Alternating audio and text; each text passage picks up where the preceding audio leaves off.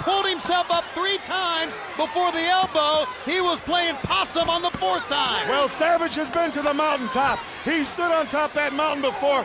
Now it's Dallas' Page's turn. He wants to be on that mountaintop, and he's going to go there if he has to drag Savage with him. Diamond Cutter. This podcast is a member of the Place to Be Nation family. Visit us at placetobenation.com. The only place to be in your pop culture world. You want to step into the real world? You were born to be a chalk outline. This isn't your big day. It's your last day on the planet Earth. Oh, yeah. You are a dead man walking. And tonight, there's no tomorrow. Tonight, it's going to be you with Kimberly in your corner for all of the spoil. But rage is a powerful emotion. And in this case, I think I'm just going to let it ride. I learned how to turn negatives into positives.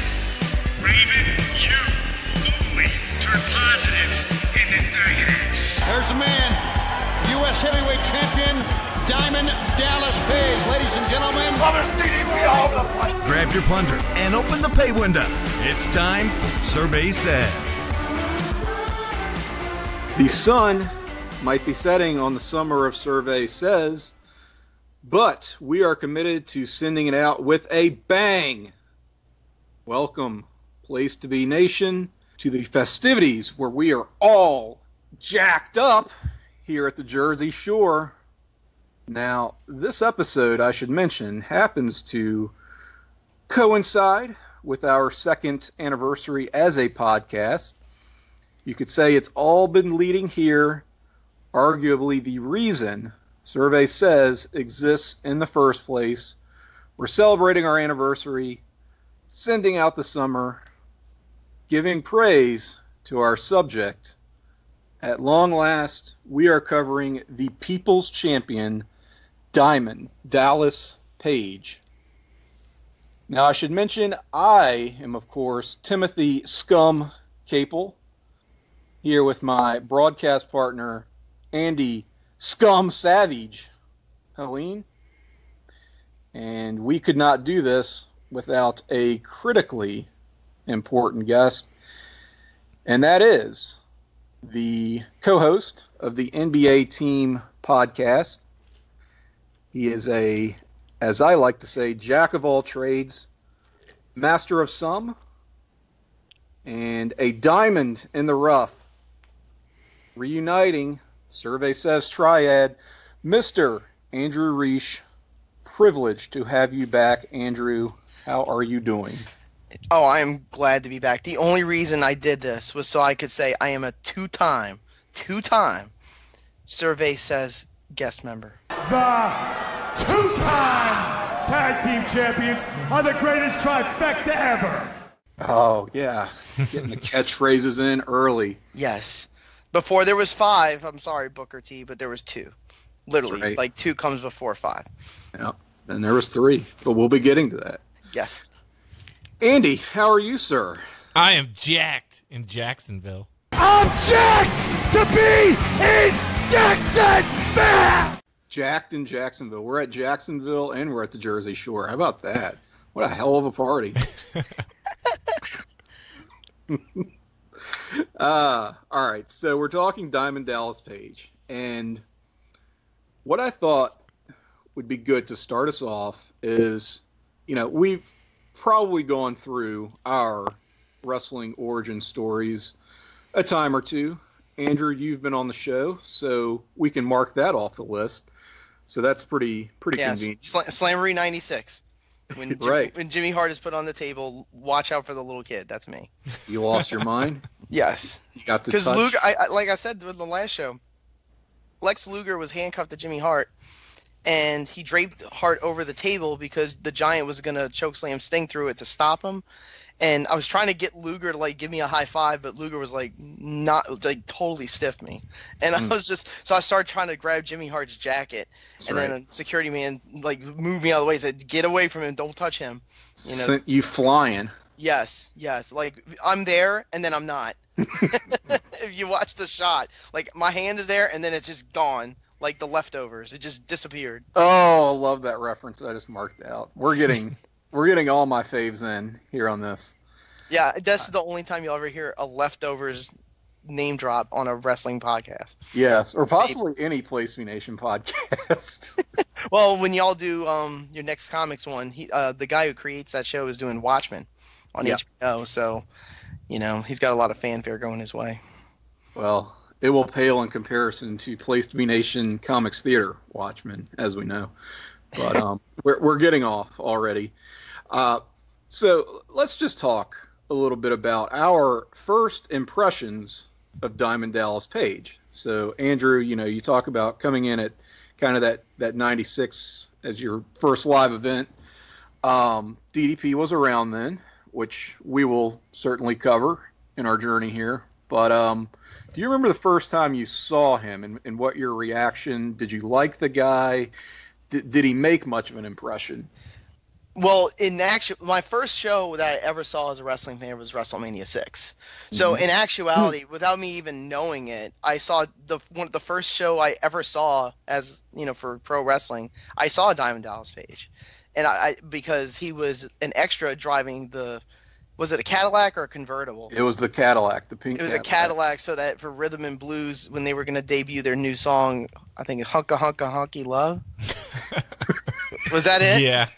Yeah, Greg Valentine was the other one who he's literally got 2 left feet, and they're trying to dance this song, and in the Cadillac with a couple ladies is the chauffeur, the driver is none other than Mr. Diamond Dallas Page himself.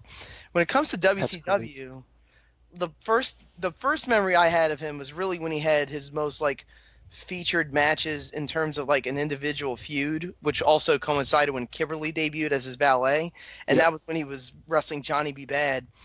Most people know him as Mark Marrow from WWF, but the Johnny B. Bad matches, not necessarily that they were great, that was just my first real glimpse at Diamond Dallas Page, because it seemed like every pay-per-view or Clash of Champions, they wrestled each other. Yeah. Oh, yeah. That stretch Johnny for sure. would always get the push because Johnny was always going to go over on Page. But, Page was trying – he tried very late in life to be a wrestler, much later than most people would.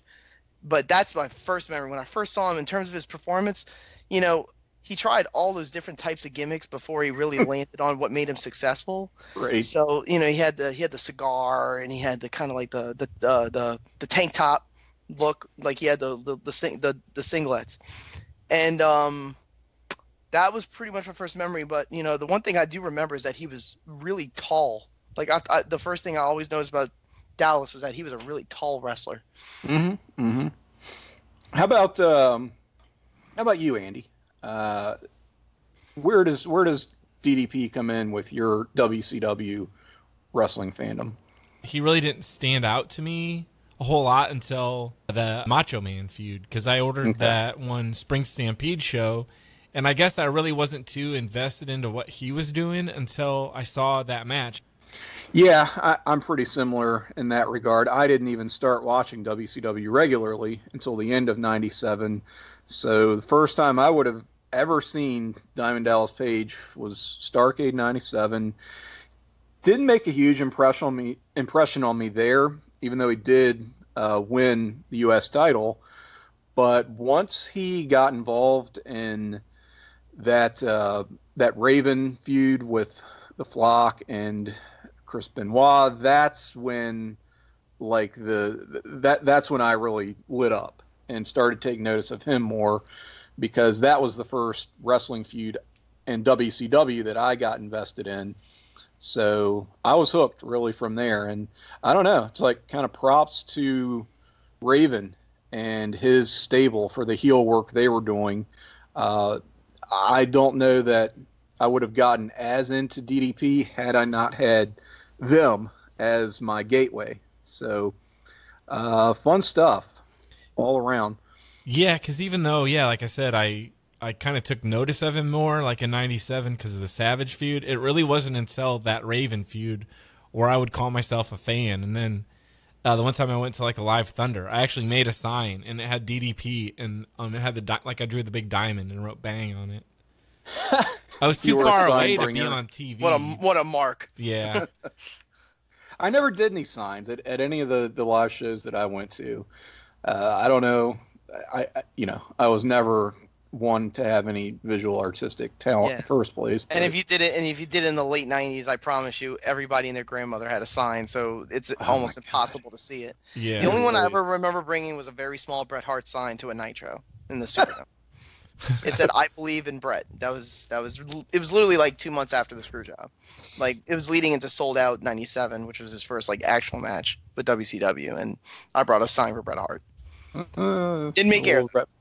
Little red heart mark there. Yeah, I love it. So Diamond Dallas Page Falkenberg, as you learned, was his shoot name before the show. That sounds like a bad guy in a Polish superhero movie. Page Falkenberg. What's a Polish superhero movie? Or maybe like a Polish villain in a superhero movie, or something like that. A bad James Bond villain might be a better way of saying it.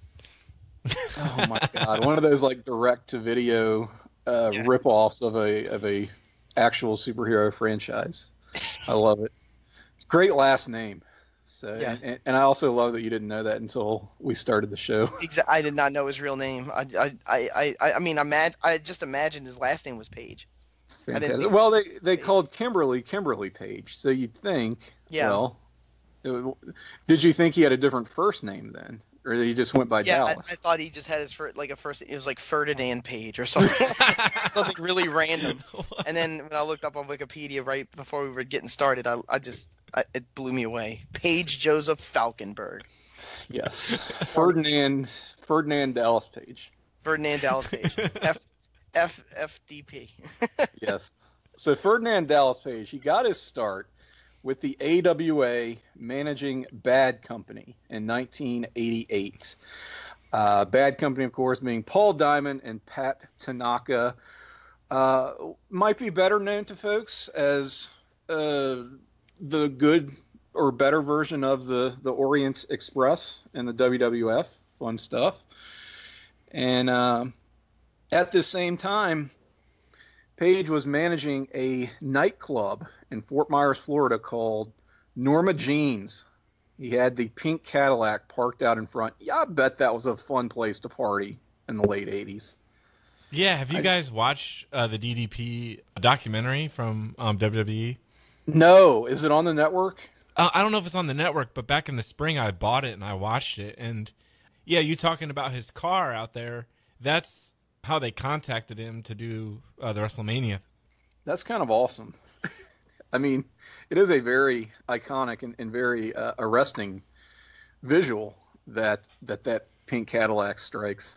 So pretty neat. And he didn't work a ton of dates, it seems like, with the AWA. Have you guys seen any of this footage, any of this stuff? None. I have never seen a second of Diamond Dallas Page in AWA. I mean, now, I'll be granted, I have not seen a lot of AWA period in my lifetime. Sure. I've seen different ones like the Midnight Rockers, Kurt Hennig, and even some Nick Bockwinkel, Hulk Hogan matches. But like in terms of Page when he was with Bad Company, and it says even here that the stable's called the Diamond Exchange with Medusa and Kurt Hennig.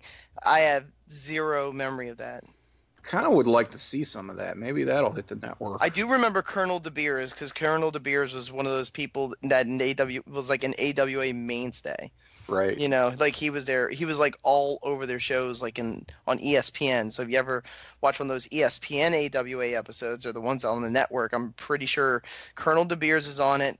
Dick the Bruiser is probably on it, and yes. Otherwise known as Popeye, and Larry the Axe Hennig. Like those guys were there till the very end. De Beers was in the Diamond Exchange as well, apparently. Yes. All right. That's what it claims.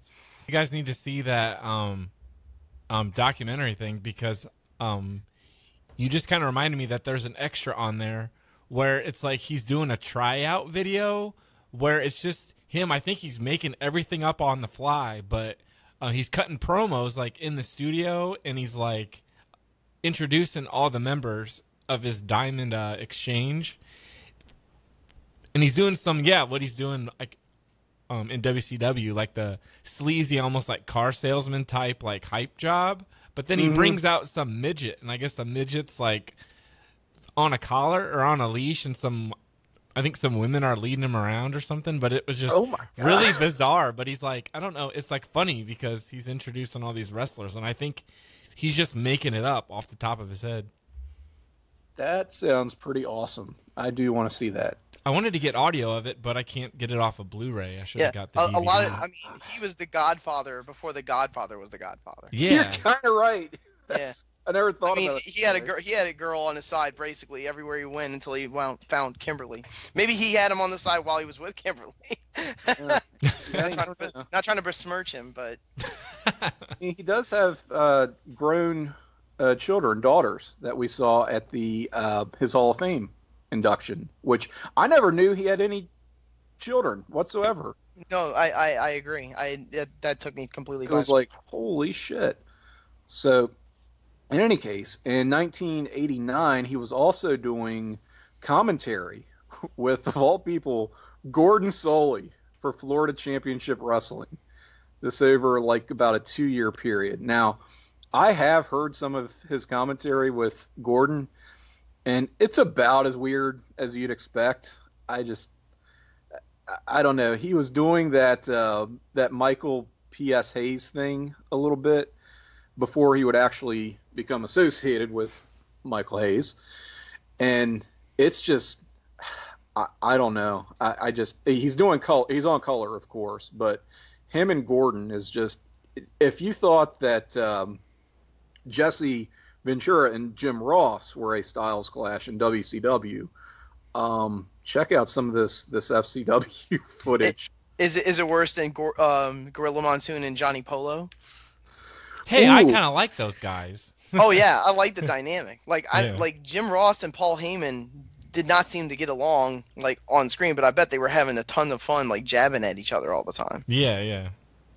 And I mean, I have no idea what their relationship outside the booth was like, but that might be a better dynamic. Honestly, was Gorilla and Johnny Polo.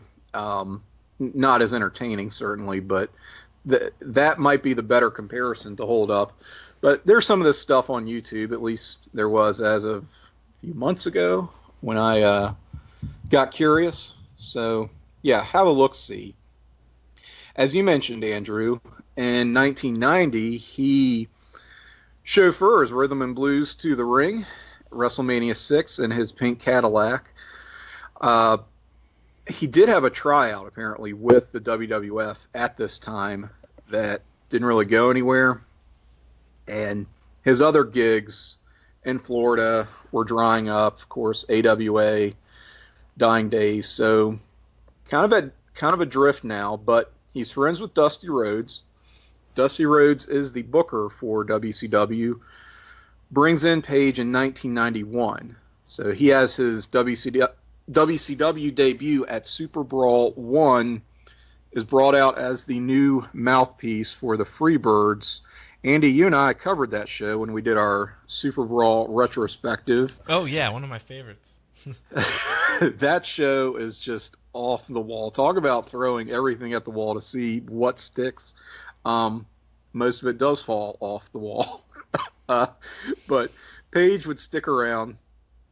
I don't know, I was sort of into his promo at that show. He makes a decent first impression. You figure someone's going to be pretty rough around the edges when they've never had a national platform before, but he acquits himself okay doing the type of character he was doing. Again, that very used car salesman-y type of guy. And managing the Freebirds, who we're on record not being fans of here on Survey Says. But maybe DDP makes them a little bit more palatable. So he goes on to manage them. They have a WCW World Tag Team Championship win against Doom. Is that right? And what we were looking at pre-show, Andrew. Mm-hmm. And he's managing Scott Hall as the Diamond Stud around this time as well, 1991. A time-displaced Scott Hall. I thought that 1991 Scott Hall looked older than 1998 Scott Hall. he had a lot of meat on his bones too. He sure did, man. Yeah, so did Page. Page was pretty plump, in his early days. I'm sure he was doing physical training, but he was just a big, portly guy, Everybody's like, they have like an air hose up their ass. They're just sort of inflated. Yes. And it's through managing the Diamond Stud that Page decides to start wrestling. He didn't foresee a long shelf life as a manager, and at the advice of Magnum TA, begins training at the WCW power plant. He was 35 years old at the time that he decided to become a full-time wrestler. I cannot imagine. How does somebody do this? It's unbelievable. It's a testament to his effort, to be willing to, put your neck out there at 35 years old and just start from scratch as a wrestler.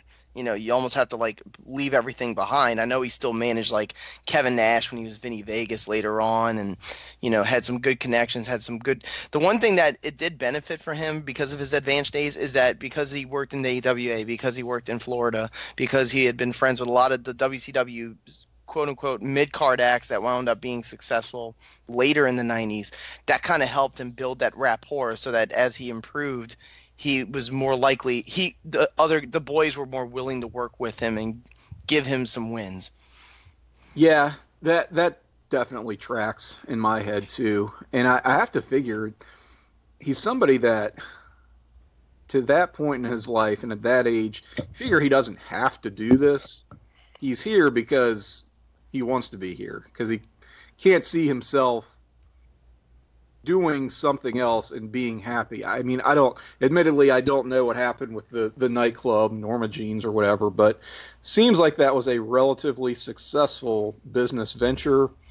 And as we will see later on, I mean, this is a pretty entrepreneurial guy. He could make a lot of things work when he really set out and committed himself to whatever. He practiced what he preached. Absolutely, yes. And at this point, for whatever reason, he was awfully committed to making it work as a professional wrestler. And as you mentioned, this is when Vinny Vegas, a.k.a. Kevin Nash, the former Oz, good Lord, Oz also making his debut at Super Brawl 1. He begins working with Page as well. And Scotty Flamingo, Scott Levy, future Raven, and Johnny Polo. So all these things, all these interesting connections, that they're going to come back around. And the stable is no longer the Diamond Exchange, but now the Diamond Mine.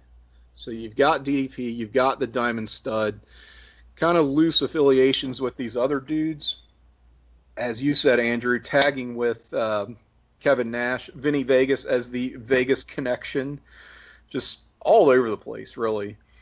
I do wish, and this is something I've probably expressed on other shows, but I wish in this kind of late 91, 92 time period that we had gotten, and follow me here, like a rubbish mid-card Wargames match with the Diamond Stud, some combination of DDP, the Freebirds, maybe throw in a Vinny Vegas or a Diamond Stud, certainly. Maybe throw in Scotty Flamingo. Hell, against that makes too much sense. We should do a scaffold match. Yes. Thank you, Dusty Rhodes. Poor Bobby Eaton. I saw a highlight of the '91 Great American Bash not long ago, and I mean, I think it's Bobby Eaton that's up there with Steve Austin, right? And PN News, PN News is terrified on that. It's he will not move on the scaffold. He's literally doing the duck walk across the plank because he's so scared he's gonna fall. Yeah, he was legit scared. I'm glad you brought him up though, because who would be the face team to go against the rubbish heel jobber Wargames opponents? I think you need PN News. Z-Man would be the team captain. Tom Zink. Yeah. You need Z-Man for sure. You need maybe Flying Brian. Maybe Flying Brian. because he was feuding, I believe, with Scotty Flamingo, who was part of the Diamond Mine. And then maybe get in like a Van Hammer. Maybe an early Johnny B. Bad. Yeah, because he was a heel at first, right? The Johnny character was a heel, kind of. And then they sort of twisted it into where he was like a confetti-throwing babyface. Mm-hmm. Now, I can't remember when that shift exactly happened. I guess it depends on when It was when he hosted the bikini contest between Missy Hyatt and Medusa. That's when he was trying to, like, turn into, like, a babyface.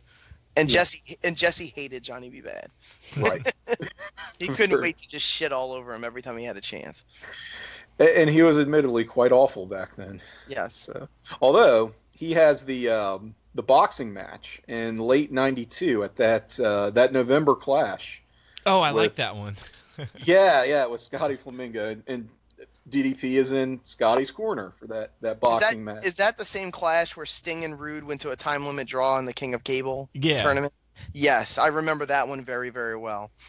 Mm-hmm. And this is spray the water into the glove of Scotty Flamingo, and I guess because the water hurts so bad when you put it. Well, the glove is just so much heavier now. Yeah. And he gets the win. The very obvious, I guess, knockout over Johnny B. Bad. I think that's how it went. Yeah, it was silly fun. It was fun. The water spot was in there for sure. Yeah. Well, tragically, our fantasy booking of this great stable, the Diamond Mine, must come to an end or the Vegas Connection, whatever you want to call it. Yeah, the York Foundation Part 2, whatever it is. Man. Yeah.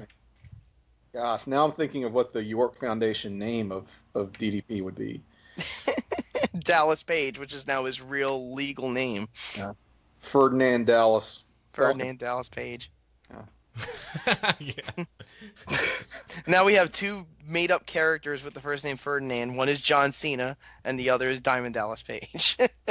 There we go. We're only like 20 minutes in here.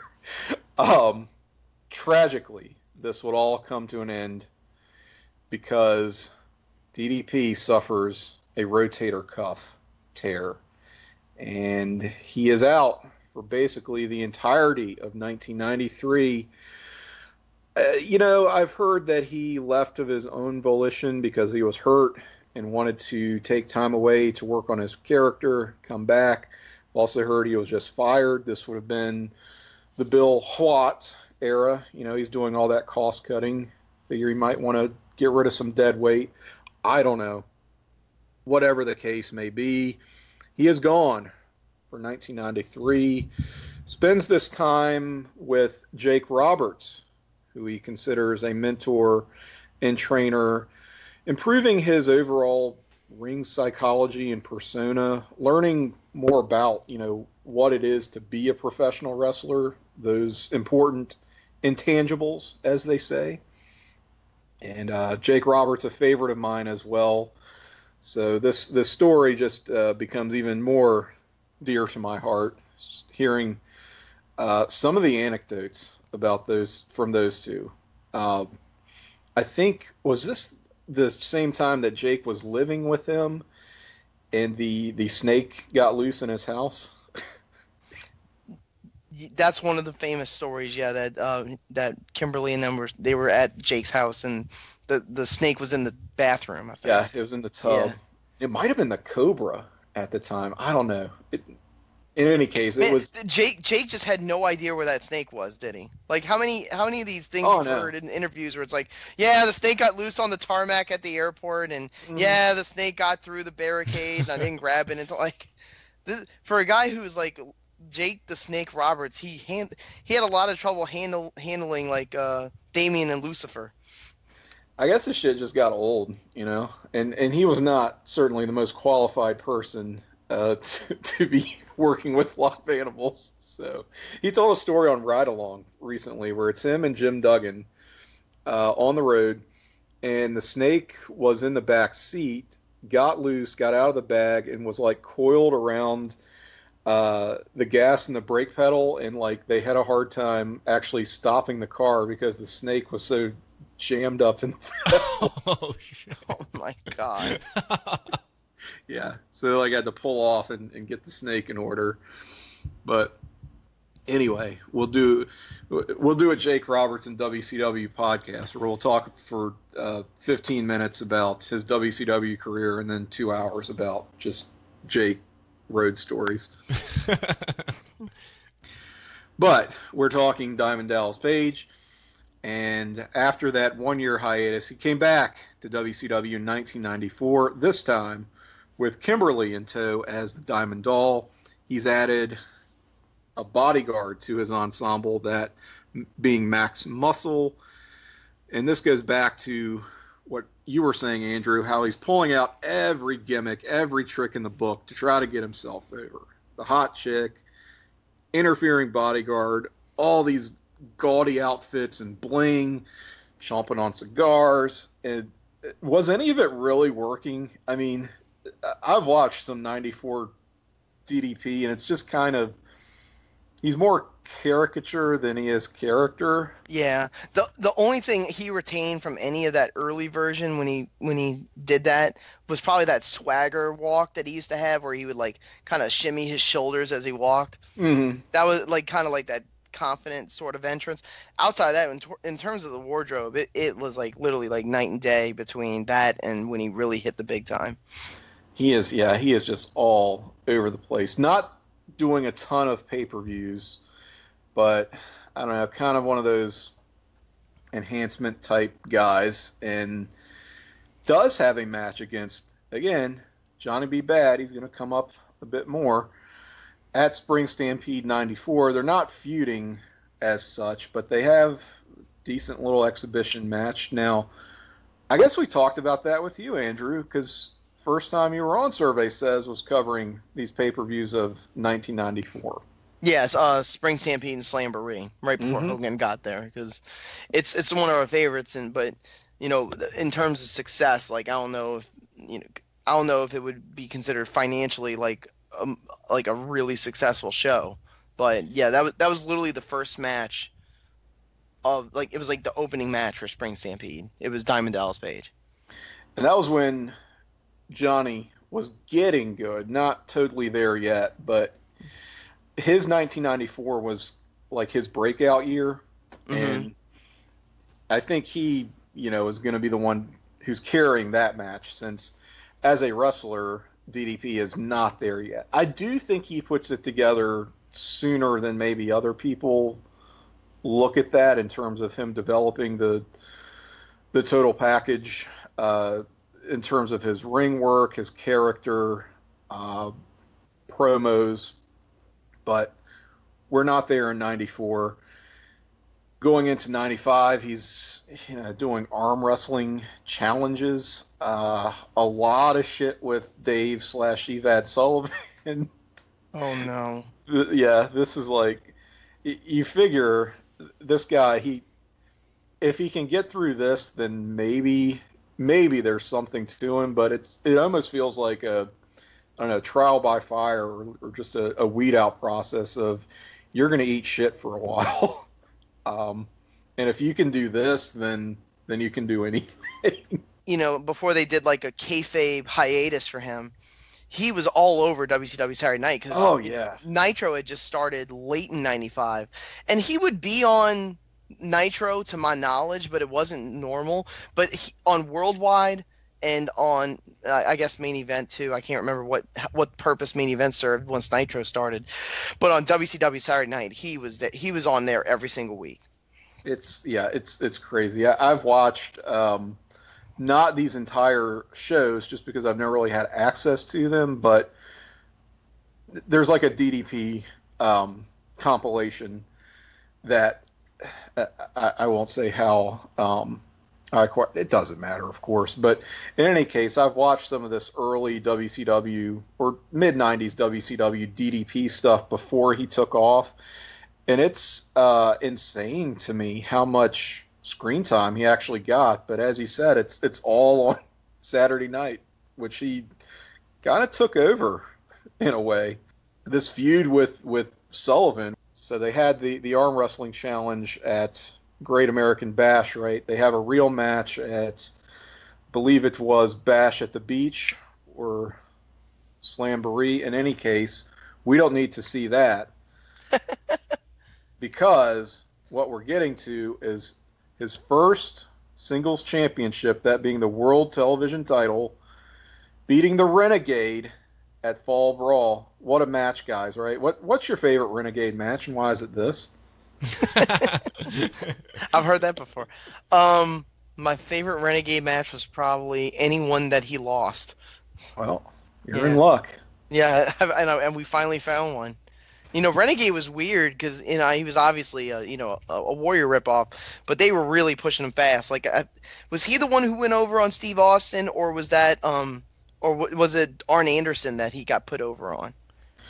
He got put over Arn Anderson for the TV belt. Yeah, it must have been Duggan who jobbed out Austin in the U.S. title. Yes, and that was when that conspiracy theory started to kick in like late '94, early '95. Oh, Hogan's just bringing all of his friends in. Yes, that the well-documented saga of Hulk Hogan and his cronies, leading to Andy's favorite, the Honky Tonk Man in WCW. Triggered, I know. But in winning the World Television Championship, he does go on, does DDP, to a proper feud with Johnny B. Bad now.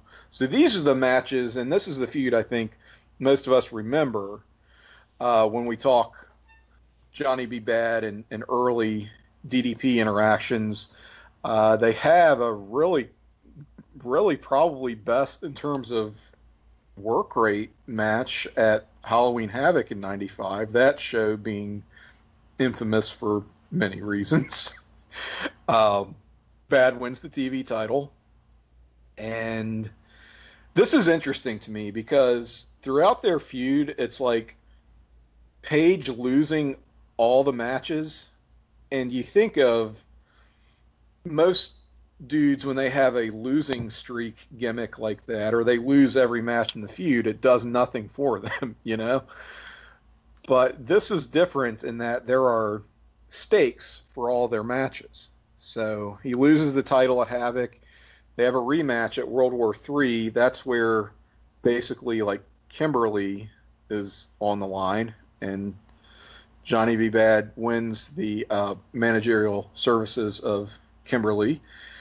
Then at Super Brawl, now we're in '96.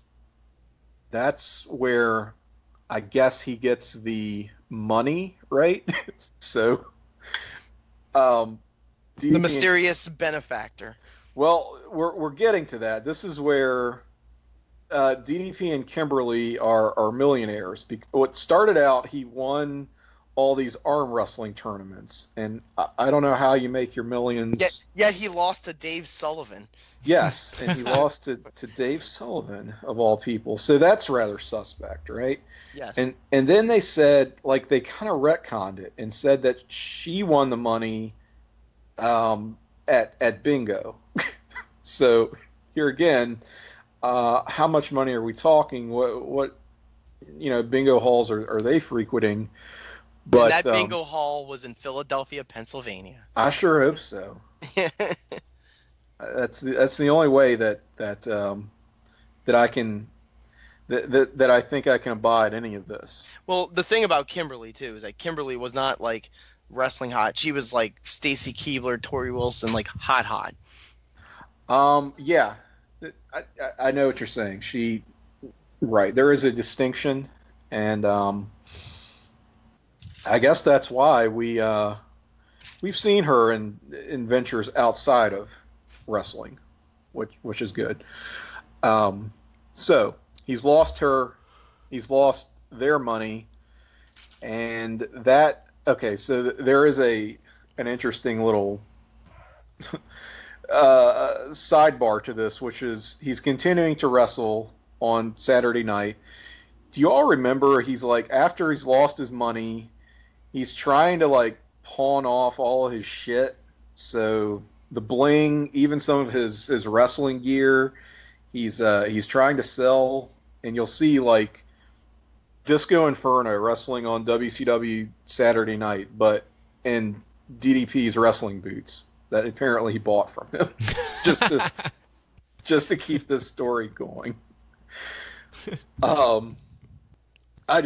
thought that was a lot of fun. That's the type of thing subtleties that you don't really see a lot in wrestling. So I don't know. Somebody was having fun with this and paying attention, perhaps because they had nothing else going on with some of these personalities.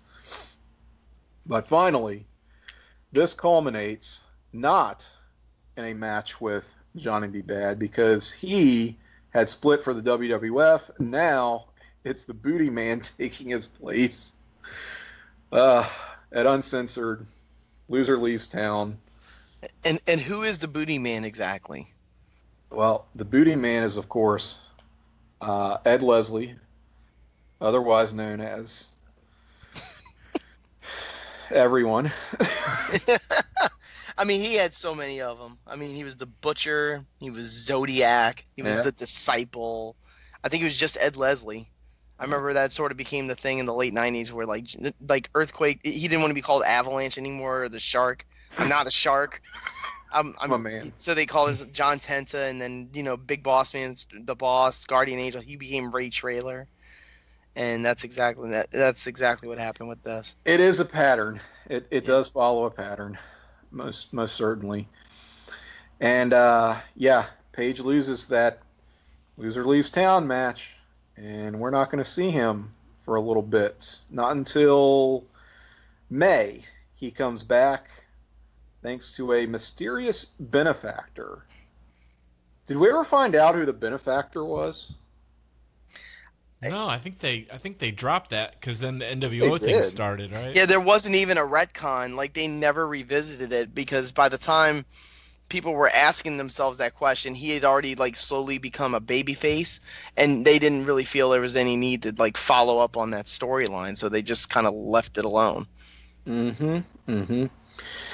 It's one of those that you figure it just got swept up, like many things in the NWO starting out later that year. I mean, we're talking this is May, and that's going to become hot and heavy by June and July.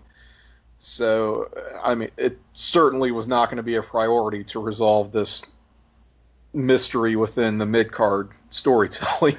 No. I understand, but I'd heard that maybe they might try to use that to reunite he and Kimberly, that she might be the benefactor, that it was going to be Ted DiBiase. That would be his entrance to WCW.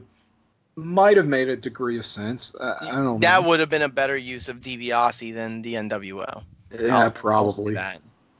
I'm thinking it probably would have been DiBiase because he would have lost May. Was that In Your House when he would have lost to Austin and been out of the company? Yeah, that was in May. Yeah, that was in May. So it was the same month. So it could have been. And he came back maybe a month earlier than that. Because the thing is too, the other part of this is that the guy who basically got his spot was Johnny B. Bad from that feud, but Johnny B. Bad left for the WWF right about the same time that Dallas came back. So DDP basically just kind of slotted into a spot a push that really was set for Mark Marrow that he left behind. And that might have lent to why he won the Battle Bowl at Slamboree. Yes, which the Battle Bowl tournament, the last one they ever did, at least they made the right choice in putting DDP over. And we should mention he is using the Diamond Cutter now at this point. Still a heel, but that is his finisher, and that finish is getting over strong. I was trying to figure out when he started using it, and you see, I cannot ever remember either. I think he was using it in 1995. He was, yeah. It was in 95, and I almost wonder, was it late 94? That seems early. Yeah, but the story is he got it from Johnny Ace when John Laurinaitis was using it, the Ace Crusher, in All Japan, and he basically just either stole it or adopted it, whatever you want to call it. Yeah, and the move evolved. I mean, it started out as sort of an awkward, modified bulldog in a way. Didn't look super impressive. And then he started doing like the over the shoulder cravat to apply it, and got better and better, more and more over. And isn't there a story regarding a finishing move between Dallas and Triple H? Oh, I think I know what you're talking about. So where either he Diamond was asking permission to use the Ace Crusher, or Triple H was asking permission to use the Pedigree because they were both in the power plant. I think like an early version of the Pedigree when Triple H went to WWF was like an Ace Crusher. I mean, very briefly. And did they call it the Pedigree? See, this is the kind of trivia that I'm like kind of into. It's super nerdy and no one else gives a shit, but I don't know, stuff like moves and finishers and how they evolve just seems sort of cool to me. But there is something to that where Triple H was kind of using the same move for like 5 minutes.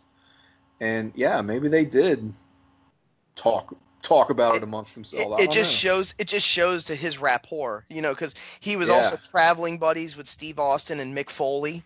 In the early 90s, so they had a very good relationship. I don't know if he had a good relationship with Mean Mark Callis. I'm pretty sure that The Undertaker was already out the door by the time Page was kind of getting set in WCW, but just like we were bringing up, he just had a lot of connections. It's like it was like a street hustler. Like he had everyone in his, I don't want to call it his back pocket because that gives the sense that he didn't earn his push, but he just seemed to know exactly who to get in touch with if he needed something, and they were willing to return the favor because he was always ready to do something for these guys, and all these guys wound up becoming probably the most important wrestling stars of the 1990s. Well, and I'm glad you brought that up because I think we do need to touch on some of the criticism, and this is probably a good place to do it because now he is getting that more steady push where he's, granted, still a heel, still a mid-carder, but appearing regularly on pay-per-views and just kind of working his way up the card. And he was a heel, but he was more of like a cool heel. Mm-hmm, the NWO comes in and runs roughshod, and what happened is, even the Four Horsemen sort of like they were trying to keep sort of their heel motive, but they sort of worked as a counteract to the NWO in defense of WCW, whereas Page was just sort of like on his own island. And, I think he, if you ever heard Page on his podcast or you've ever seen him map out matches, he's a very organized, very strategic, very methodical type of thinker. Yeah. For not only his matches, but for his angles. So he did this very purposely, knowing like, if I just keep doing my thing and I just treat the NWO like they don't exist, I'm going to find a way to get over. And that's exactly what happened. Yeah, because when they do intersect, he is already over, and he already has a catalog of decent work he can point to, and he does have, as he said, these relationships. He's friends and neighbors with Eric Bischoff. I think they live just a couple houses apart, literally. And people dog him for that, just saying how, he was a brown noser, he just networked and politicked his way to the top. I think they also go back to the AWA days because of Bischoff being there. And the funny story is that Bischoff's told us before, like the first time they met, they almost got into a fight. Oh yeah, that's right. And they ended up becoming friends out of that encounter. Yeah. So it's not like he just became friends with the boss because he was the boss. They did have a history. I mean, Eric Bischoff was just a lowly broadcaster in AWA at the time. Yeah, selling meat out of a truck in Minneapolis. Selling meat out of a truck, as the story goes. If it wasn't for Hulk Hogan, Eric Bischoff would be still selling meat from a truck in Minneapolis. I love that line. I know. I mean, that's a Hulk Hogan classic right there, a Hollywood Hogan classic. Yes. But it's just sort of like, I hate that criticism so much because show me any line of work where it is purely a meritocracy, that everybody just rises to the top on the basis of their abilities, and it's just this perfect democratic system. I mean, it's always, to a degree, who you know. You have to know somebody. You have to make relationships. And that's just kind of how you demonstrate, hey, I am a hard worker. You can count on me. You can have confidence in me because you know me. It's not that, oh, I'm just going to do a favor for my friends. It's, I've got a million guys out here. I don't know who to push. Everybody wants a push. They're all professional wrestlers. So, you know, this is a line of work that, let's face it, attracts a lot of grifters, and I'm going to put my faith in somebody I can trust. So if you are an Eric Bischoff or a Dusty Rhodes, you will naturally go back to someone like a Diamond Dallas Page who has put in the work. And yes, he is friends with you, but he's friends with you because he's a good guy. You know him. He is genuine, unlike some of these other characters who you're just not sure about. And yeah, you get a push out of that. Great. It's just kind of the way of the world. I don't know why people single out, or at the time at least, I think that history has kind of favored DDP and where he's at now. But just this sort of IWC criticism from this time frame, this mid-90s, as he's going into the push that he would get, saying, oh, well, it should have been this guy, it should have been that guy. Why Page? He's so old. They need to be pushing new talent. Sure, fine, but tell me who was more deserving, who had worked harder.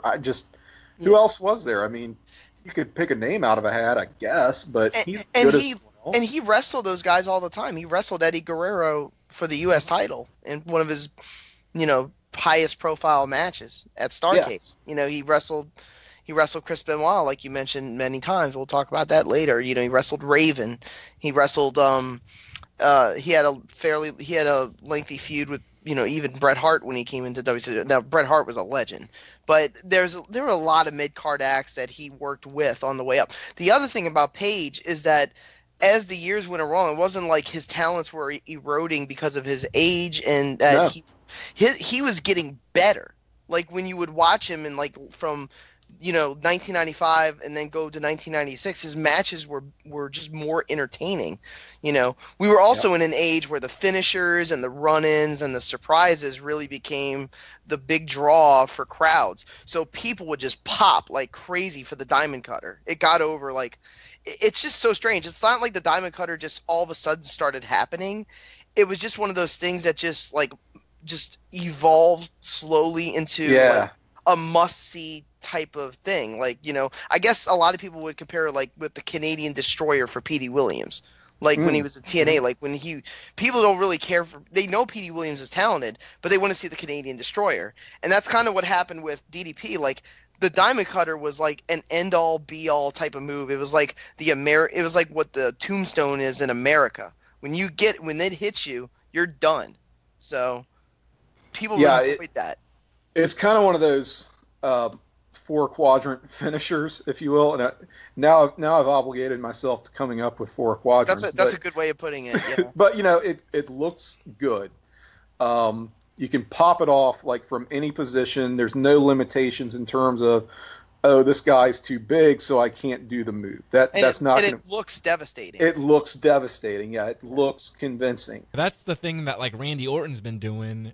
Now, you can hit it out anywhere, or all the different variations. And I remember in that Slamboree cage thing, he's popping it off when guys are I think hanging from the cage or something, and I think Kidman drops and he just hits him with it. And even there's another thing I wanted to mention about the Diamond Cutter, about hitting it out anywhere, is that there'd been a lot of times on this show we'd start talking about DDP, and I'm like, well, in post, I'm like, let's cut this out because we know we're eventually going to do a DDP episode down the line. So sometimes if I needed to cut anything out of the show for length, I'd end up cutting DDP stories, so almost backlogging them. So there was one that Tim he talked about in our first or second episode, I think, but it never aired. And you were Yes. talking about how you guys were just talking about how he wrestled Eddie Guerrero a lot. And I think there was a match that Tim had saw on TV with Eddie Guerrero and DDP. And it was on WCW Saturday Night. Yeah, Yes. so you must have seen it too, Andrew. Yes. It's a YouTube favorite. It's one of those, like, the other one that's on YouTube. I mean, there's many things with Eddie that became popular, post-mortem, but I was gonna one say, was this him. was a 1998 Tim Capel favorite, but go ahead. It's one where he reversed the rock bottom into a roll-up. And, like, nobody had ever seen that before. It just kind of spoke to, like, how blessed of a talent Eddie Guerrero was, I mean, maybe Dallas was just smart to work with really talented people that he knew could make him look good, but the move that sort of turned that into a diamond cutter when he wrestled Eddie was really it was like a spectacular move. And Dallas has talked about it before too. Yeah, so he's got Eddie in the power bomb position, about to lift him, and he throws up the diamond cutter sign. So you're like, what's he going for here? How's he going to hit the diamond cutter? It looks like he's going to power bomb him. Sure enough, picks him up. Eddie's on DDP's shoulders, and you're like, I don't see how this is going to turn into a diamond cutter.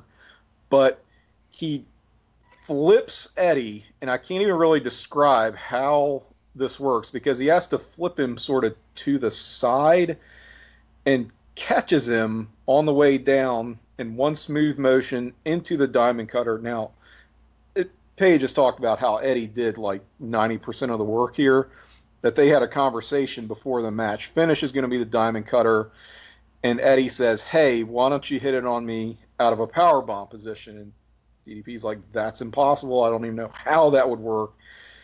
And Eddie says, just put me up like you're going to hit a power bomb. I'll take care of the rest. Like, what do you mean? How's this going to – this is not going to look right.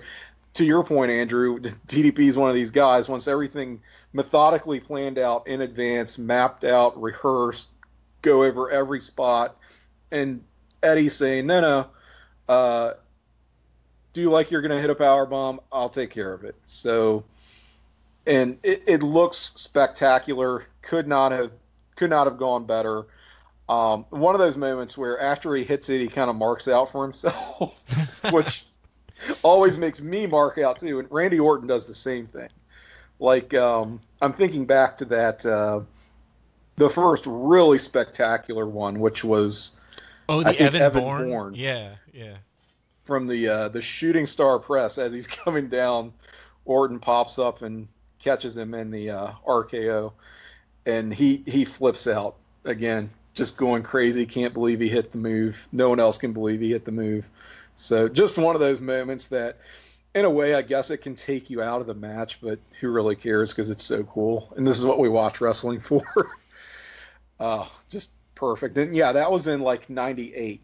So just a random throwaway Saturday night match. Probably not a lot of people saw at the time. And I'm so glad that people have gotten to see it now and really appreciate. There was so much wrestling back then, and you never knew what you were going to get week to week, just in terms of matches, and one of those hidden gems for so very long. But Eddie Guerrero, a big component in Paige's success, working with Eddie throughout the end of '96. Really, they had a decent little feud, and it's at that Starrcade. That was like a tournament finals for the U.S. Championship, right? Something along those lines. I can't remember. Yeah, it was. And then didn't like Six end up leaving with the belt, kind of like held it hostage? Yeah. Oh, you're right. And then Eddie had to have the ladder match, and Eddie talked before about how he had never been in a ladder match before, so he didn't know how to. He didn't know if he could have a good match, which is hilarious because, like, I don't think Eddie Guerrero ever had a bad match in his career. I know. It's unreal. And it was the NWO interfering in that match between DDP and Eddie at Starrcade that really kickstarts the feud between DDP and the NWO. They had been kind of sort of courting him throughout the end of '96. All signs pointing to DDP is going to be the next member, the next guy to defect and join the NWO, right?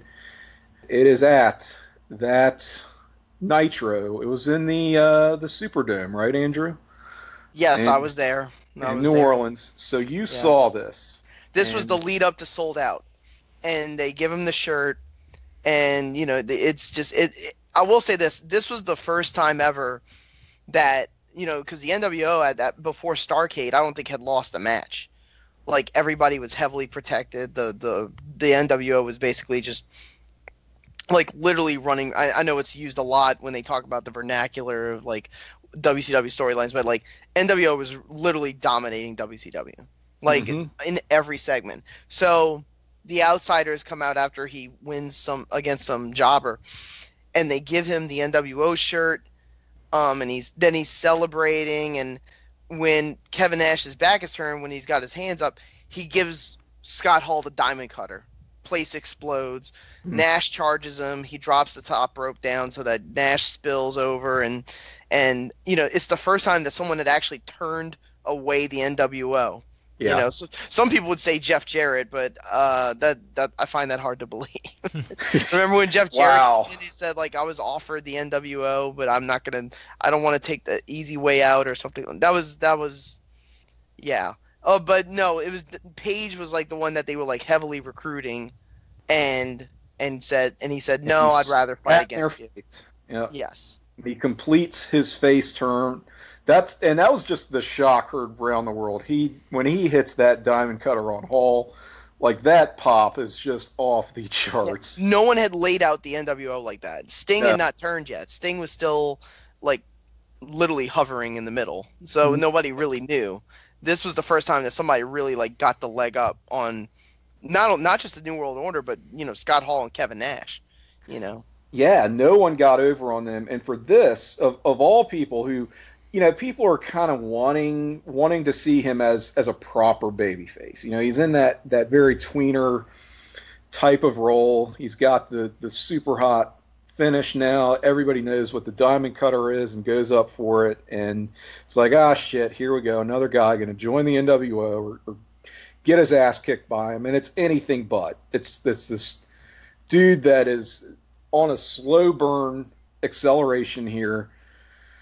From there on, it is just it is going to be a wild ride, and I think this is where we ought to take our break because business is about to pick up. Yeah, I was just going to say let's take a break, and then we'll come back and we'll talk about your other favorite diamond cutter moment.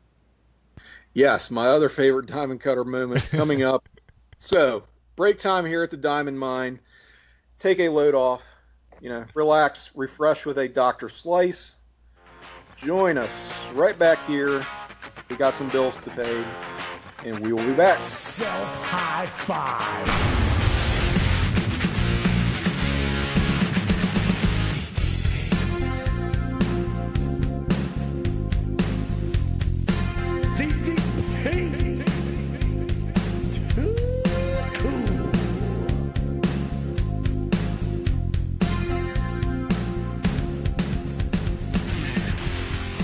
Promotional consideration paid for by the following. Hey, pro wrestling announcer Kevin Kelly here. I want to make sure you are all subscribed to all the great feeds here at Place to Be Nation. It's really easy to do. Just head to iTunes or your preferred podcatcher app today and search and subscribe to the Place to Be Nation wrestling feed, which of course includes the full archives of the Kevin Kelly Show, the Place to Be Nation pod feed, and the Pro Wrestling Only feed. Subscribe, listen, and then rate us and leave feedback today. And be sure to give Justin your true thoughts. I mean, don't hold back. After all, he is kind of a jerk. Just listen to Scott.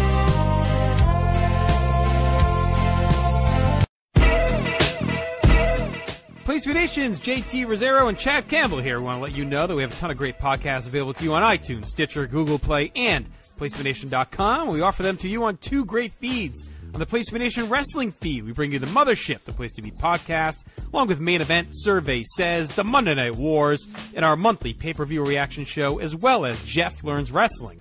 In addition to these full-length shows, we also deliver special network podcasts and pod blasts on topics old and new. Over on the Pro Wrestling Only feed, we dive deep inside the wrestling business with a stacked army of experts leading the way.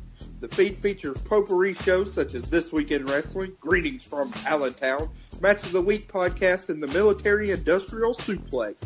We also have shows that focus intently on certain topics like Through the Years, Worldcast, Strong Style History, Strong Style Story, and Mount Olympus. Plus, the feed has the full archives of legendary shows like Titans of Wrestling, Where the Big Boys Play, Letters from Center Stage, and Letters from Kayfabe, plus much more. And on our very popular Place to Be Nation Pop podcast feed, we offer such great shows as Talkin' Pop, the Glenn Butler Podcast Hour Spectacular, NBA Team, PTBN Play, Sunday Groove, Breaking Balls, and Lucha Undead. As well as a veritable podcast heaven for comics fans. With the Hard Traveling Fanboys, Sellers Points, Todd Weber's Conversations, Geek and Sassy, and Marvel Age Podcasts. You can find all of these current shows, plus archives of our past podcasts, including The Kevin Kelly Show, as well by subscribing to both feeds on iTunes. And while there, be sure to rate and leave feedback today.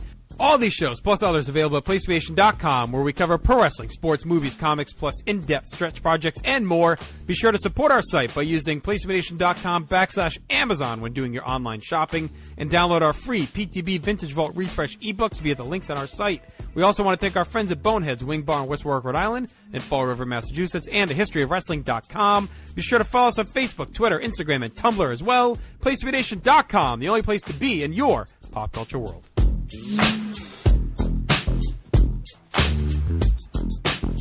Talk about buying. It's the official WCW MasterCard with 12 exclusive designs. Personally, I carry the Nitro Girls. You get merchandise discounts, automatic entry into sweepstakes, an insider's newsletter, and other exclusive benefits. You get to pick the hottest wrestling card in history. Show the world where you stand. Choose your card. Order the official WCW MasterCard. Call now, 1-800-WCW-CARD. Yo, it's me. It's me. It's DDP. Ain't that right, Canyon? Bada bang! From the penthouse to the outhouse, Survey Says is back, heading into the power plant, putting in reps. Tim Capel here, Andy, Savage, Scum, Helene, Andrew, Scum, Riche. We are the Triad. We are celebrating the life and times of Diamond Dallas Page.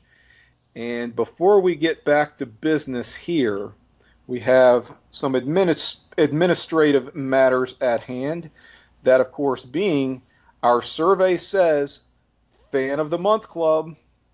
Now, Andy, I have just recently been conversing with a gentleman who let me know he was a fan of our program and some of the other podcasts on Place to Be. He just kind of randomly hit me up on Facebook Messenger, which you're always a little bit like, what's this about? Who is this person? Do I really want to get into this conversation? Like, this is going to be awkward or weird. And I can tell you, was not like that at all. Was it Ralphus? It was not Ralphus. Man, I keep hoping every time you talk to somebody, it's Ralphus. I'm not convinced that Ralphus is still alive, unfortunately. I just, someone does need to get to the bottom of that. Perhaps someone already has gotten to the bottom of that, and we're just unaware. Don't bring me down on Ralphus Day. Yeah, no, we're gonna keep things upbeat here. This is our second birthday. Staying positively Page. You know, this individual I'm referring to that I had a great conversation with on Facebook Messenger was, you know, I need not fear anything going in, as a matter of fact. His name is Mick Price, and we got to talking some wrestling. His fandom and his interests pretty similar to us, where he got into it Attitude Era, this kind of 1997, 98 time frame, so we could totally relate on that level. One of those deals where we kind of lost track of time, didn't realize we'd been chatting for a good 20, 40 minutes, and it was like, well, look at that. We're just fast friends now. So I kind of told him I was going to do this, but I'll go ahead and make it official. Welcome to the Survey Says Fan of the Month Club. Mick Price. Keep listening. We'll keep chatting. And, yeah, always cool to make a good friend, make a new friend, and someone who is not an awkward, strange, IWC troll, which is we know there are a lot out there. Is he your good friend like the Equalizer? He's my good friend. Yeah. Oh, well, speaking of past editions of Survey Says, our last episode concerned WCW Road Wild 1999, where we asked the question, was it worked shit or was it shoot shit that Dennis Rodman was deposited into in the porta potty, his match with Macho Man Randy Savage? Don't know that we got an answer to that question, but during our break, Andrew brought this to my attention.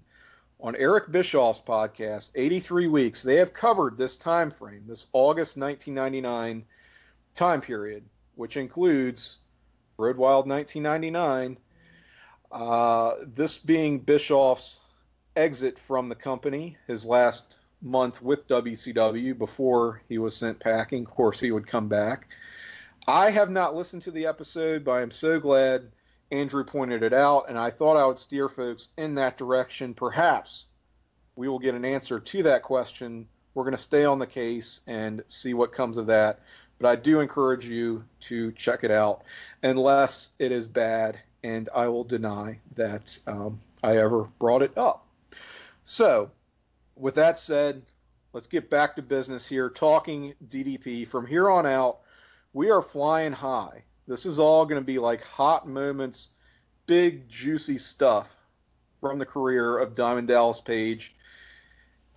What's more important is that this is leading to the feud of the year of 1997, arguably the feud of WCW, that being Diamond Dallas Page versus Macho Man Randy Savage, himself freshly turned and in the New World Order. Starts off really at Uncensored. And Andy, this is a segment we did not talk about on our Uncensored rundown.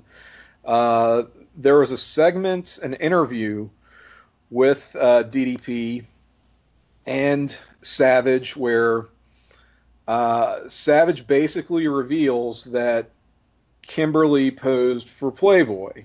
And they show the pictures, which are strategically covered with NWO graffiti. Kimberly comes out, looks like she's been maybe roughed up in the back, and Miss Elizabeth is doing the whole mean girl thing that she did when she was a heel. And this is an intense segment. I don't know if you guys have seen it recently, but kind of uncomfortable, looking at it through 2018 eyes. Do y'all have any recollections of this angle? Yeah, because that's almost like, weren't they going to do that with Flair and Mr. Perfect, and they were like promising to show these photos with Elizabeth? It's almost like that, but like now in the adult era of like wrestling, they took it like a little bit further. Yeah, they kind of actually went for it. It seemed like, they were maybe drawing from that as inspiration, again, with Liz involved in this too.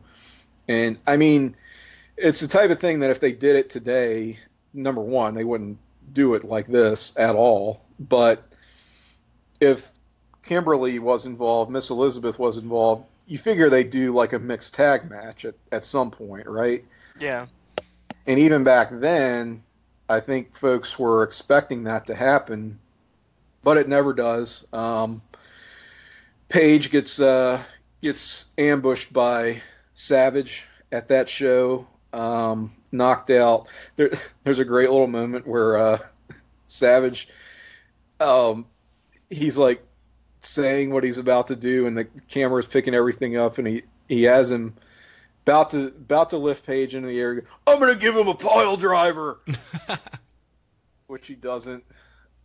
Kimberly interrupts, so it ends not as tragically as it could have. He doesn't get pile driver on the concrete, but a real hot way to kick off that rivalry. And don't forget, Paige is in the center. Like Diamond Dallas is in it too. Mm-hmm. Like it was like a duo photo shoot. But I don't think that's why people were buying the magazine. No, perhaps not. No, not at the time. This leads to the match between Paige and Savage at Spring Stampede '97. There's a great story that Andrew, I think I'll let you do the honors. So, how does the finish to this match come about? Well, I'm gonna let you do the voice because you do it better than me. Oh, but if you can, I'll try. Yeah. But well, this is the first match that they have against one another. Not only that, it was one of the ones where Hogan basically didn't have to wrestle. So, but based on his commitments, so they decided to go last with Paige and Savage. It was the main event of Spring Stampede, and so they're getting ready for the match. And the funny thing about Savage and Dallas is that their methods are very similar. They like to have everything very meticulously mapped out. Yeah. Even Bischoff has said that when they got together for a feud, he thought that they couldn't. He had some doubts of whether they could work together because they thought they would their personalities would clash, but it was the exact opposite. Like they were like right on the same page, but they didn't really know. Like most WCW shows, they didn't know how to finish it. So Arn Anderson was working as an agent and asked Randy what he wanted to do. Basically, it was his call of who wins and who loses. And he's lacing up his boots, he's tightening them up, and then he tells Arn what? Arn, think I want to take the diamond cutter. He said, I want to take the diamond cutter tonight. And I think I'm going to take the diamond cutter. And that's going to be the finish. And the thing about the match, too, is that it's like, I mean, by WCW standards, we've seen some pretty crazy stuff, a lot of blood in the NWA days, but that had been kind of like bleached out in the Bischoff years. This is a very like violent, like gruesome, non-stop brawl between Savage and Page. And Savage takes liberties. He does not quit. He like beats the crap out of every referee. He is Macho kind of did this when he was feuding with Flair, when he took Elizabeth went to Flair, where he was like he was like a lunatic. He was like he was crazed, and he sort of has that same energy, manic energy, in this match where he's the villain, he's the heel, but he's also like batshit insane. Yeah, and I love NWO Randy Savage. Yeah. And you get that sense the whole match, but the thing that's so brilliant about not only the match but their feud is that as crazy as it looks, there's a reason for everything. Like they have everything mapped out, they know exactly where they want to go, and because Savage was willing to take the loss, it made it mean more because it put Dallas over big. Like he was already a star by the time he was feuding with the NWO, but when he got a pinfall on Savage, that turned Diamond Dallas Page into, oh, he's just a WCW guy that hit big too. Like Diamond Dallas Page is a bona fide wrestling superstar, and cemented the Diamond Cutter as well as just because he didn't kick out of it. Yes, didn't kick out. Nobody had kicked out up to that point. There's no delayed pinfall or anything. No shenanigans, no bullshit, just straight up hits the Diamond Cutter, pins him. And I think that did a lot for the move, for Page. Just such an important moment, pivotal in this huge hot babyface run of DDP. And that is going to be the story of his 1997, really, is this Page with this feud with Randy Savage. Just seemed like it was nonstop, and they didn't have matches on a lot of consecutive pay-per-views the way we think of wrestling feuds traditionally. Now they feuded all the way through. Like, it was one of those things where it was such a blood feud that, like, in every promo they pretty much mentioned each other every time, but they didn't wrestle each other all the time. Like, there was patience you put through. You know, patience was a virtue, so they made sure to at least space it out a little bit before they blew it off. What surprised me at the end of the day about Dallas and Randy is that in actuality they didn't actually wrestle each other that many times, which makes the matches that they did have seem much more important. Mm-hmm. You know, I mean, unless someone can historically correct me, I want to say on Nitro they may have wrestled each other once or twice, but not often. They did, but in '97, it was not a straight one-on-one match. We have, and I can't remember if this was between the Stampede match and the rematch that they had at Great American Bash, which we gave a lot of love to on our Great American Bash episode with Jordan Duncan. I think we ended up voting it. Was that our number one or number two? I think it was our number one, and it ended up by the point total. It wasn't any of our favorite match, but we all had it so high that I think it finished number one in our Great American Bash rank and file. So good stuff there. But anyway, there was a match on Nitro between Savage and La Parka. You can't see me doing air quotes, but this is actually one of my favorite DDP moments of all time. And what works so well about this is watching at home, you don't think it's necessarily out of the ordinary that Randy Savage would be wrestling La Parka, only because WCW did shit like this all the time. You know, you would have just a random, like, Chris Jericho versus Scott Hall match, and just these kind of exhibition nothing matches with top guys against either, you know, jobbers or some of the cruiserweights or what have you. Yeah, and the booking reasoning they used storyline wise was that when they wanted uncensored 97, I think the stipulation was that the NWO could challenge for a title anytime they wanted to. True. Yeah. So it gave that sense of, oh, the NWO is going to challenge any random wrestler anytime they want. That's why we got a lot of Scott Hall, Chris Jericho matches. Yeah, that was you're right, a fallout from that stipulation where they won at the main event of Uncensored in '97, which was such a shit show of a match. But in any case, this La Parka match that's going on, Savage goes up for the elbow drop. La Parka gets the knees up, and it's like, okay, he blocked the elbow drop. How about that? Unmasks. It's Diamond Dallas Page, hits the Diamond Cutter, gets the win. So I don't know how kayfabe that one goes into the record books, win for La Parka or DDP, but man, he pulled it off. Doing the dance and everything. He made a very convincing La Parka. Yeah, got to be a top moment for sure for any DDP fan. And really in Nitro history. That was the first time anything like that had really been done. Think of like how The Undertaker would sort of cosplay as Kane on that was a year later, yeah. Yeah, those 98 Raws. Yes.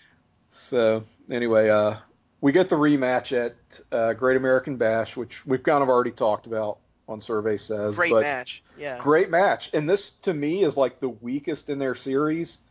And even having said that, it's a phenomenal match. So, and this is one where, again, you got Savage going all out, taking out referees, gives Mickey J a pile driver. Jesus, I forgot about that. I don't know why that tickles me so much, but it's just so overkill for a ref bump, I guess. So, yeah, pop for that. Savage gets the win there with a little help from Scott Hall running in. And this leads to some tag stuff with Savage and Hall versus DDP and a partner of his choice, typically Luger. that's sort of the program they're running with that summer. Going into that the last Clash of the Champions, Andy joked with me before break, one of my favorite diamond cutters. So it's DDP and Luger versus Savage and Hall in the main event there. Match is kind of okay, whatever.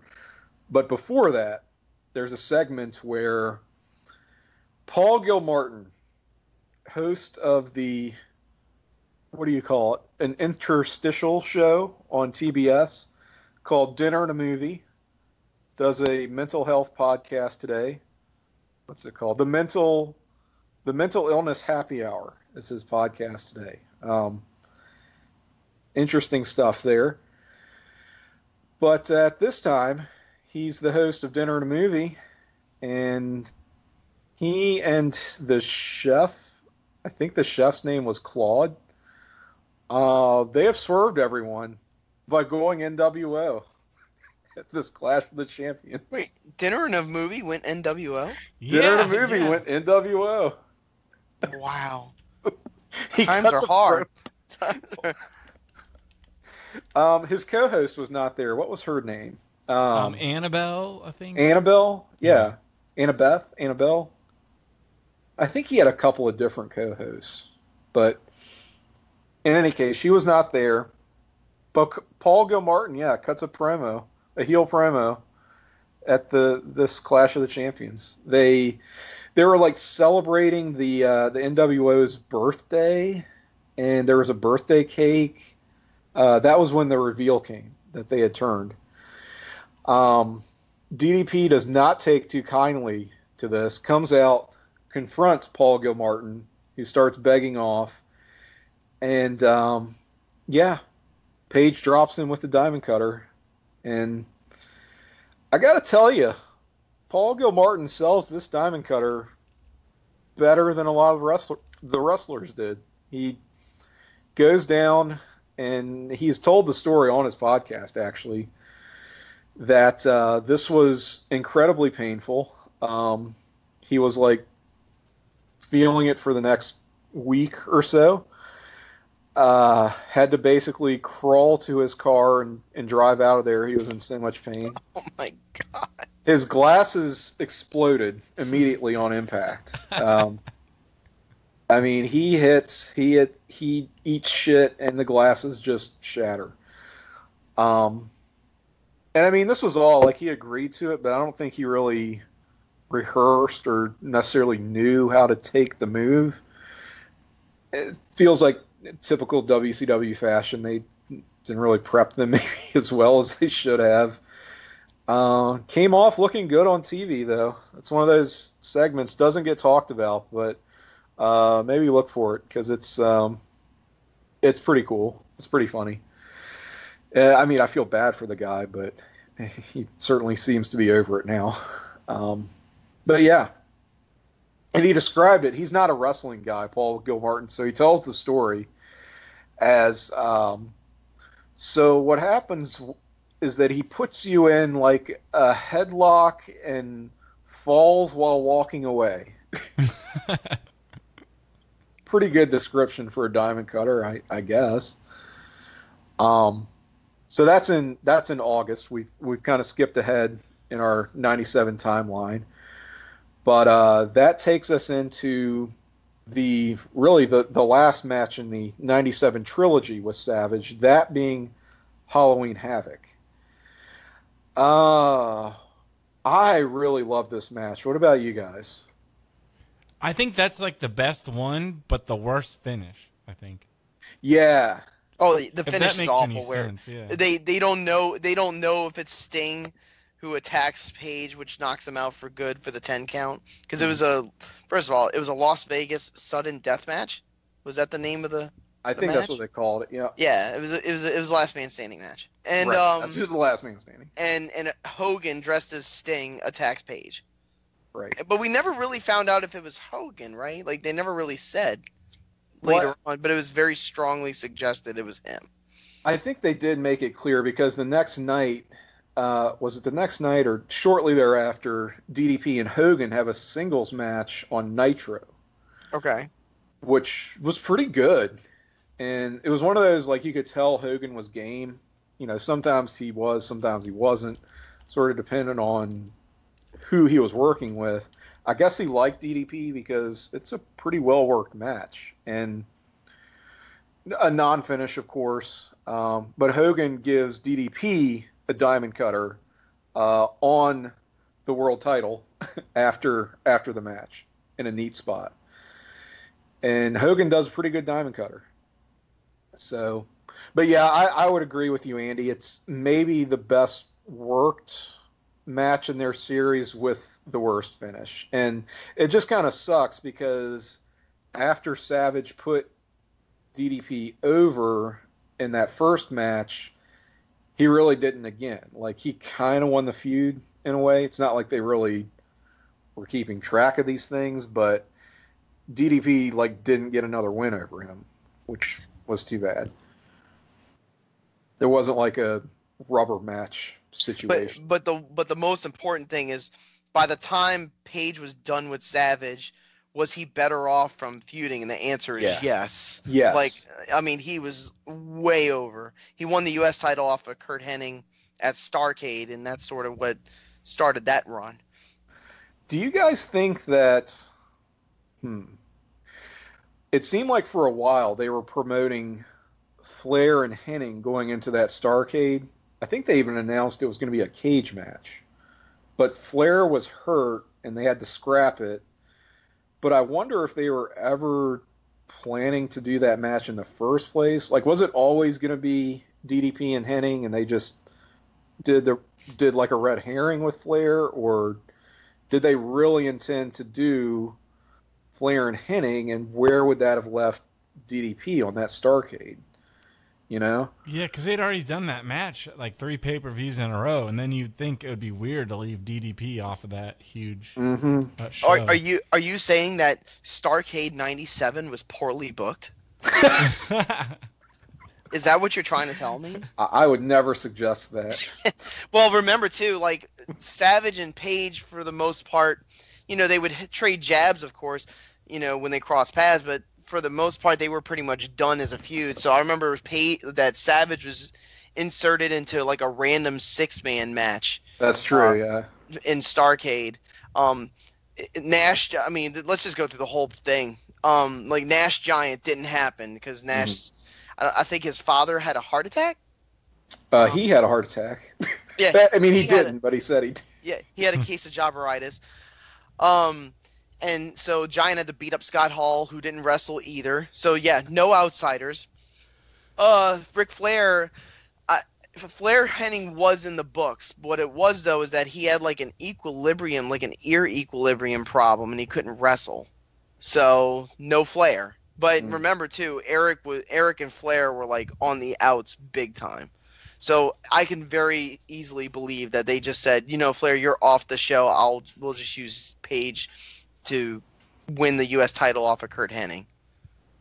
It's just weird to me that if they, let's say they do a Flair Hennig match, and yeah, you need something for DDP. Savage wasn't booked. I wonder if they were going to do a blow off to DDP and Savage at Starrcade, if that was ever in the cards. I mean, that show was already looking pretty loaded, if things had gone according to plan.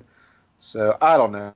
It just seems like there's a world where he doesn't win that U.S. title from Hennig on Starrcade, and that's a big moment in his career too.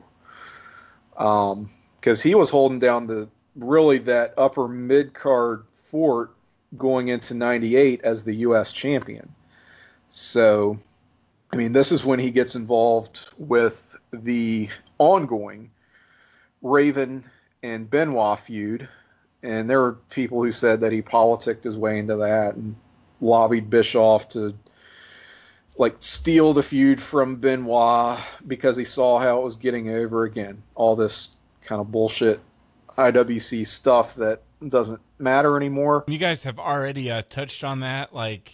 Yeah, it's like I've kind of was a DDP fan, then I wasn't, a DDP fan for a while, and I think maybe I bought into too much of that internet rumors and how he played politics and stuff.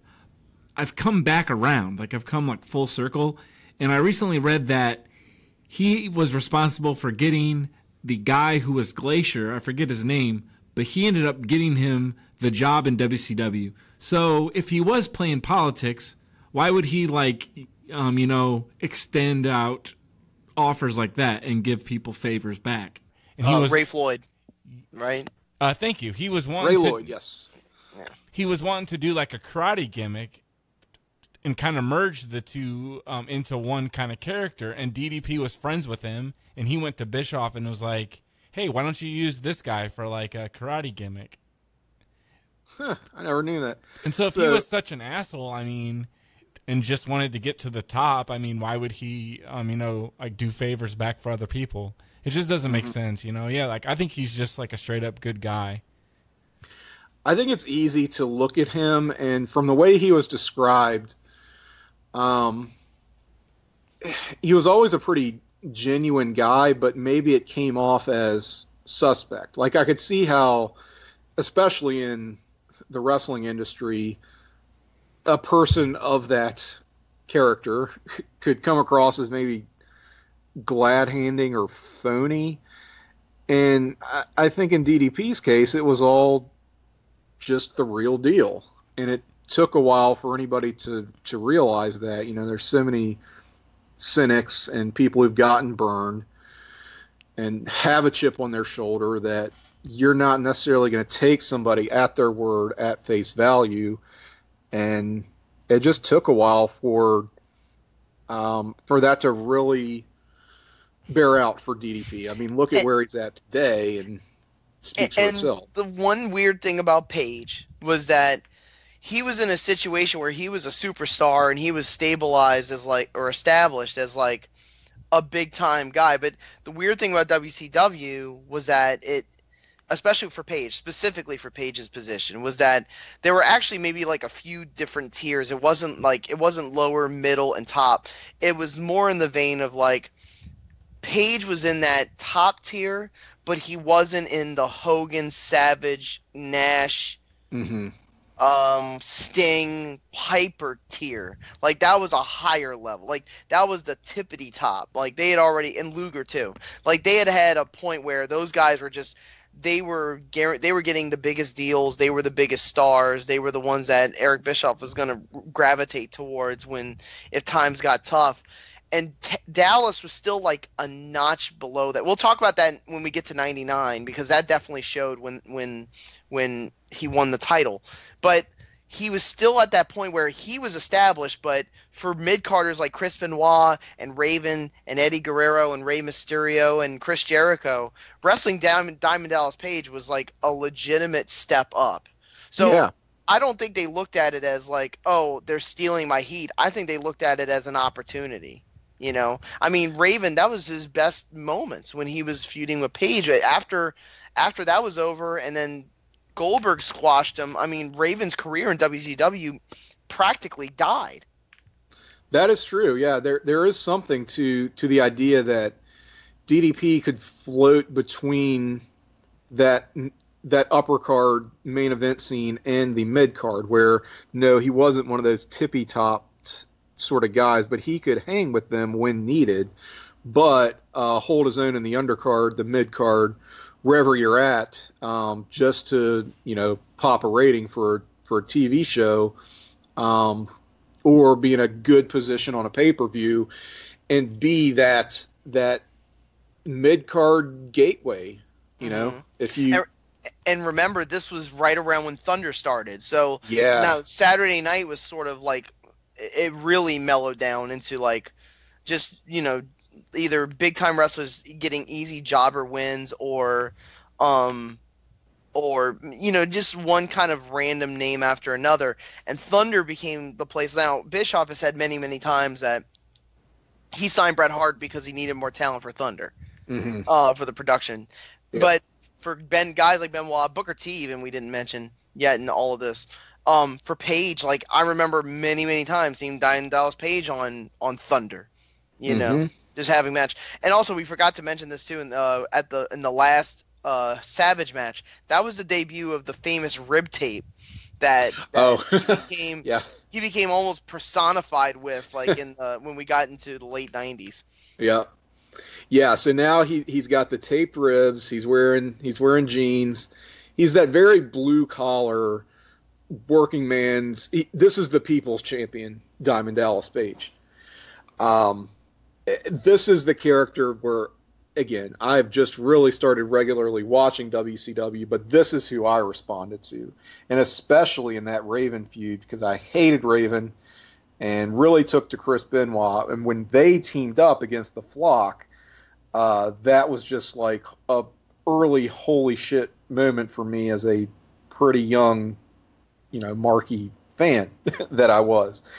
And I will say that it was probably, whether he politicked his way into the feud or not, neither here nor there. It was smart being positioned where he was in 98, because I think that got more eyes on the feud and on DDP when they're not going up against the heavy competition of probably what's going on at the height of the Monday Night Wars. They're not top of the hour stacked main event versus main event where you're flipping channels. You could probably, if you are watching both programs, see the entirety of like a DDP Saturn match, DDP random Flock member match, and shenanigans with Raven, whatever's going on in that feud. You wouldn't miss it because you wanted to flip over to what was going on the other station. You know what I mean? Yeah. It was very watchable, and it wasn't up against really, really stiff competition. That being my recollection anyway, as someone who did flip channels constantly. So I thought that was pretty cool. And then, you get through that era in 98, and then, you had Hogan and Rodman in 97, and they had the big, now you got to remember this, in 97 and 98, Dennis Rodman was, this was in the NBA days. Dennis Rodman was big time. Like, he was probably the most well-known for many, he was probably the most controversial athlete in sports. Yeah. And he was also on the world champion Bulls in 97 and 98. And, 99, when you were talking about Road Wild, he was getting, like, he barely played for the Lakers. Like, his star, the shine was gone. But in 97, but those 2 years before, he was big time. And in 97, they had, I think it was Luger and the Giant against Rodman and Hogan. So that's a big spot. That's a huge push. It's like it shows how much Eric depended on those talents, and he felt like Giant and Luger were appropriate baby faces. And then they went with the next year it was Page, and who else was the other guy? Karl Malone. Karl Malone. Mm-hmm. And to try to bounce off of the basketball feud that they had in the finals. What did you think of Eric going with, because he could have gone with other baby faces, but what did you think of him going with Page in that role to feud with Hogan, but almost in an indirect way, because there was more of a celebrity, because the Jay Leno came into the mix a month later at Road Wild. I just think that speaks to what a vote of confidence it is that Page gets the nod here, because Eric knew he could count on DDP to basically get Karl Malone ready for this, and to a lesser extent, even more of an extent, really. Karl Malone looked like a pro wrestler. Oh, yeah. He had a chiseled body, long arms. He looked like he could mess somebody up. And he took it seriously, too. You could tell that he was a wrestling fan. I believe like a day or so before the show, his mother passed away.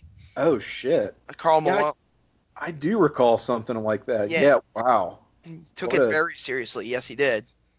So he would have some very mixed emotions going into a pretty big moment. Now Page also trained Jay Leno temporarily for the match, and he swears by that Jay Leno worked hard to get ready for that match. The Tonight Show stuff where Bischoff and Hogan took over the show, that was a great PR for them, for sure. Yeah. I remember a lot of people saying, "Oh God, Karl Malone, now Jay Leno, what the hell is this?" What are we doing? Yeah. Yeah, a lot of people turned, a lot of fanfare, a lot of fans just turned on that, and I don't know if it's necessarily fair. I do remember the match being really awful, but yeah, I mean, great opportunity for Dallas. I will say this for that Leno match. On that card, that is 1998 Road Wild, so we just did 99 this year before that. Rewatched that show recently for the Place to Be Nation live watch group chat. The crowd is absolutely dead, comatose throughout that entire show until the main event. Those bikers were feeling it for Jay Leno. I don't know why, but he actually woke the crowd up. And you know what?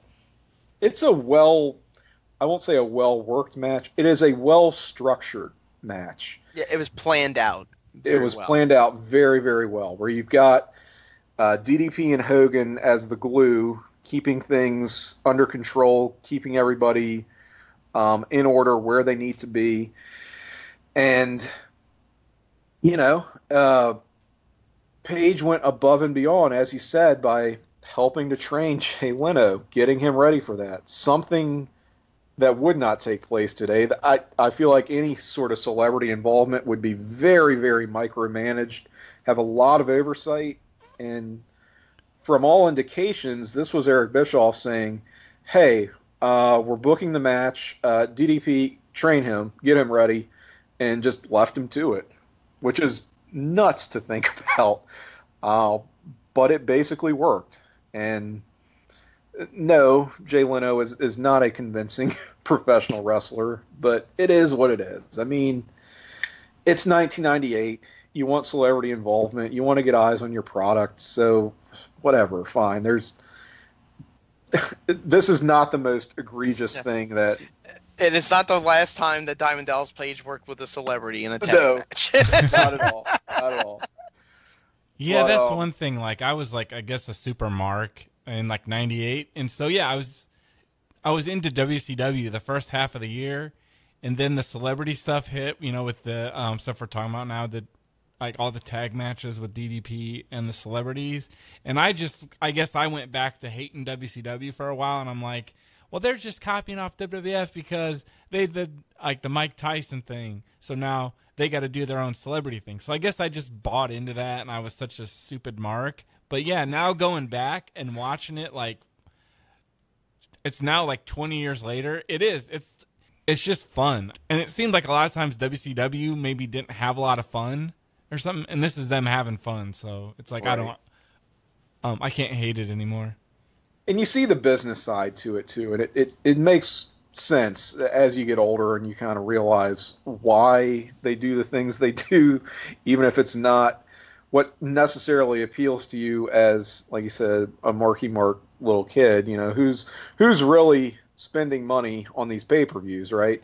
Well, I can tell you that not even having much of a disposable income back then, being all of probably 14 years old, Bash at the Beach 1998 was the first of any wrestling pay-per-view I ever purchased. Like, I was just, my parents weren't going to pay for it, but I was like, I've got some allowance money. I want to get this pay-per-view, and they let me do it. Yeah, so I had to pay for it, but I saw it. Oh yeah, I was going to say that my buddy Nick, I was telling him that we did the Road Wild show, and he said that he actually ordered Road Wild just for Jay Leno. So it's funny that he's like wow. The bikers getting into it. There you go. Poor soul. Now, Andrew, you being a basketball guy, I can't speak to this whatsoever, but you being the expert that you are and the fan that you are, were you super into the Rodman Malone stuff, or was that kind of not on your radar? Oh no, I was into it.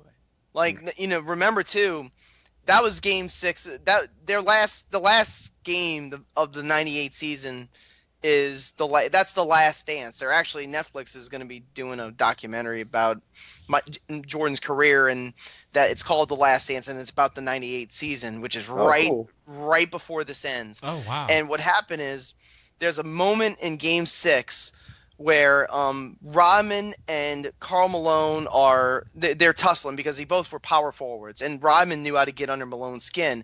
Malone was the top scorer. He was the MVP candidate for the Jazz. They obviously had John Stockton and Jeff Hornacek too, but Malone was the man. And so it was really up to Rodman. Now Rodman's defensive acumen, it kind of slipped in '98, but he was still a top rebounder. And so he was sort of put on Malone a lot in isolation to try to get rebounds. Well, there's a moment where they're under the basket and they get arm locked and they fall backwards. And what happens is Rodman is sort of trolling Malone, or they're actually kind of trolling each other, trying to draw contact while they're trying to get up. So there's this really weird moment where, and you could look it up on YouTube, where they're bumping bodies 3 or 4 different times, and then Rodman basically just hooks him with his arm and they fall forward, and the ref called a technical foul on Rodman. And Costas makes mention of the fact. So I don't know how highly publicized it was leading into it. I'm sure it was a month or 2 in advance, but Costas makes mention that they had already scheduled a wrestling match where Rodman was going to wrestle Malone, and Costas, being just despising wrestling, said, why they would stoop to that low, I will never know. And this is Game 6. This was this is to this day, I believe, the highest rated NBA basketball game of all time. It was Game 6 of the finals when Jordan hit the shot over Byron Russell. It's one of the 5 most famous NBA games of all time. So That's a amazing. lot of free publicity for that match and a lot of hype. And the thing too is that there was a lockout coming up in the NBA, so we didn't know when we were going to see him again. That was probably one of the motivations behind why Malone and Rodman did it. Rodman knew that was the last year with the Bulls, so he just said, well, I'll go ahead and do this. And Malone probably said, I'll get a really good payday off of this. Yeah. I'm not going to have to, even if I get injured, I have not only do I probably have an insurance policy, but I'll recover in time for the start of the season, because the season's not going to start in November because we know we're headed for a lockout. So there was probably a little bit of logic going into that. But yeah, the excitement factor for any basketball fan was there.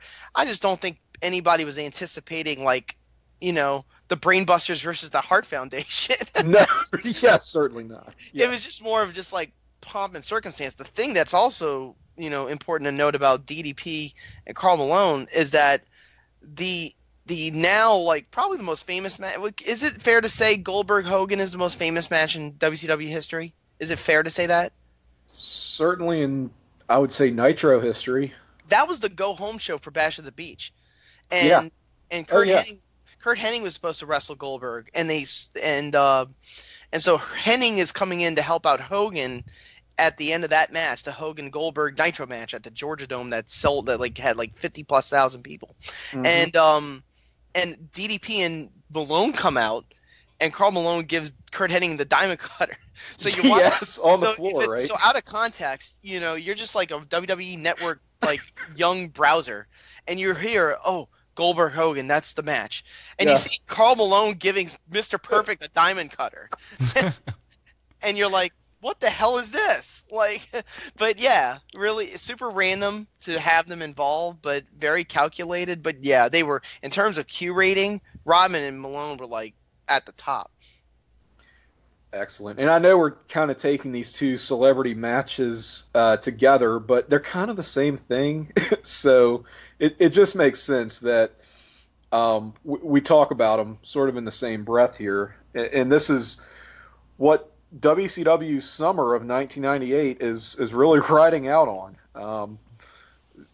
The big, Hogan return, which he often timed this to, it would be after the NBA Finals. Hogan would make his big TV return, and either pop a rating or take credit for the higher ratings they would already get, since they're not having to compete with basketball. And not only that, he would purposely not appear for the May and June shows when TNT would preempt the Monday night slot for NBA playoffs. So they would have either shorter shows, or their shows would be taped and shown later. Like the infamous DX Invades Raw. That was a taped show. Because either it was a tape show or it was a live 1 hour show because of the playoffs. And so Hogan would not be there, and the ratings would be down because people didn't know when to watch it. This was the TV Guide era where you just had to sort of like watch television and just hope that your show comes on. And the ratings would be down, and then Hogan would come to the rescue in July, like you said, when there was nothing to watch, and pop a rating and say, hey, without me, you wouldn't have gotten this rating. The other thing too about Leno is that Leno was beating Letterman in the ratings. He was a very, very popular celebrity also. Yes. So they got very lucky with that. I don't know if David Letterman would have done too. I was going to say, so does this mean if Letterman was beating Leno in the ratings, we would have gotten a David Letterman DDP tag match? Well, Bischoff tells a story that, when he told, you remember this, Eric Bischoff recreated the Tonight Show set. So if you want to know where those millions of dollars in budget was going, it was recreating Jay Leno's set. But Bischoff was doing like jokes. Well, he said later that those jokes that he told on those monologues on Nitro were actually jokes that they gave to Jay Leno. It was from the Tonight Show writers, and they basically handed it to him. Huh. Like about Monica Lewinsky and whatnot, Yeah. The one thing that was funny, I'll get away from basketball, is that probably because of his rights and the fact that they just didn't want to threaten, have any litigation threatened for mentioning him, Michael Jordan was never mentioned on Nitro, ever. Like, they always said the Chicago Bulls. They never mentioned Michael Jordan. I never figured out why. I don't know if that was like a Turner mandate of like, don't mention Michael, or if maybe Air Jordan's people came in and said, do not associate us with this show. But if you ever watch this, like Bash at the Beach when Page and Malone wrestle Rodman and Hogan, I don't even think Michael Jordan is mentioned once. I can't recall him ever being mentioned. So yeah, maybe that is them being gun shy from a legal standpoint. And that was a problem with WCW all the time. They always aired on the side of caution, always. Mm-hmm. When it came to just violence, when it came to language, when it came to like mentioning the competition, it was very cut and dry. You know. So this is like all-time high ratings they're getting. You've got Hogan back in the mix, whether it's a chicken or the egg problem with Hogan. Either way, they're getting mega ratings. They've got the mainstream celebrity involvement. It's the summer, kids are out of school, everybody's watching wrestling, and DDP is just in the thick of this. Yeah, Warrior comes back. That's the same night that Bill Clinton admits that he had an affair with Monica Lewinsky. Oh my God! It was literally at the exact same time that he made that announcement. Is there anything more 1998 than that? Yeah, and remember too. I mean, because I'm sure y'all been talking about WWF '98. WWF is on fire. Right oh yeah, now. Like right here. This is peak popularity of wrestling. DDP is like right in the center, right in the mix. Yeah, and this whole feud with Hogan came about. We didn't cover this, but it happens because the Wolfpack, the offshoot of the NWO, is recruiting new members, and they want Diamond Dallas Page and ask him to join. As he is giving his rather prolonged answer, before he can firmly say yes or no, it is Hogan and Dennis Rodman that come out and attack DDP, hit him with chairs from behind.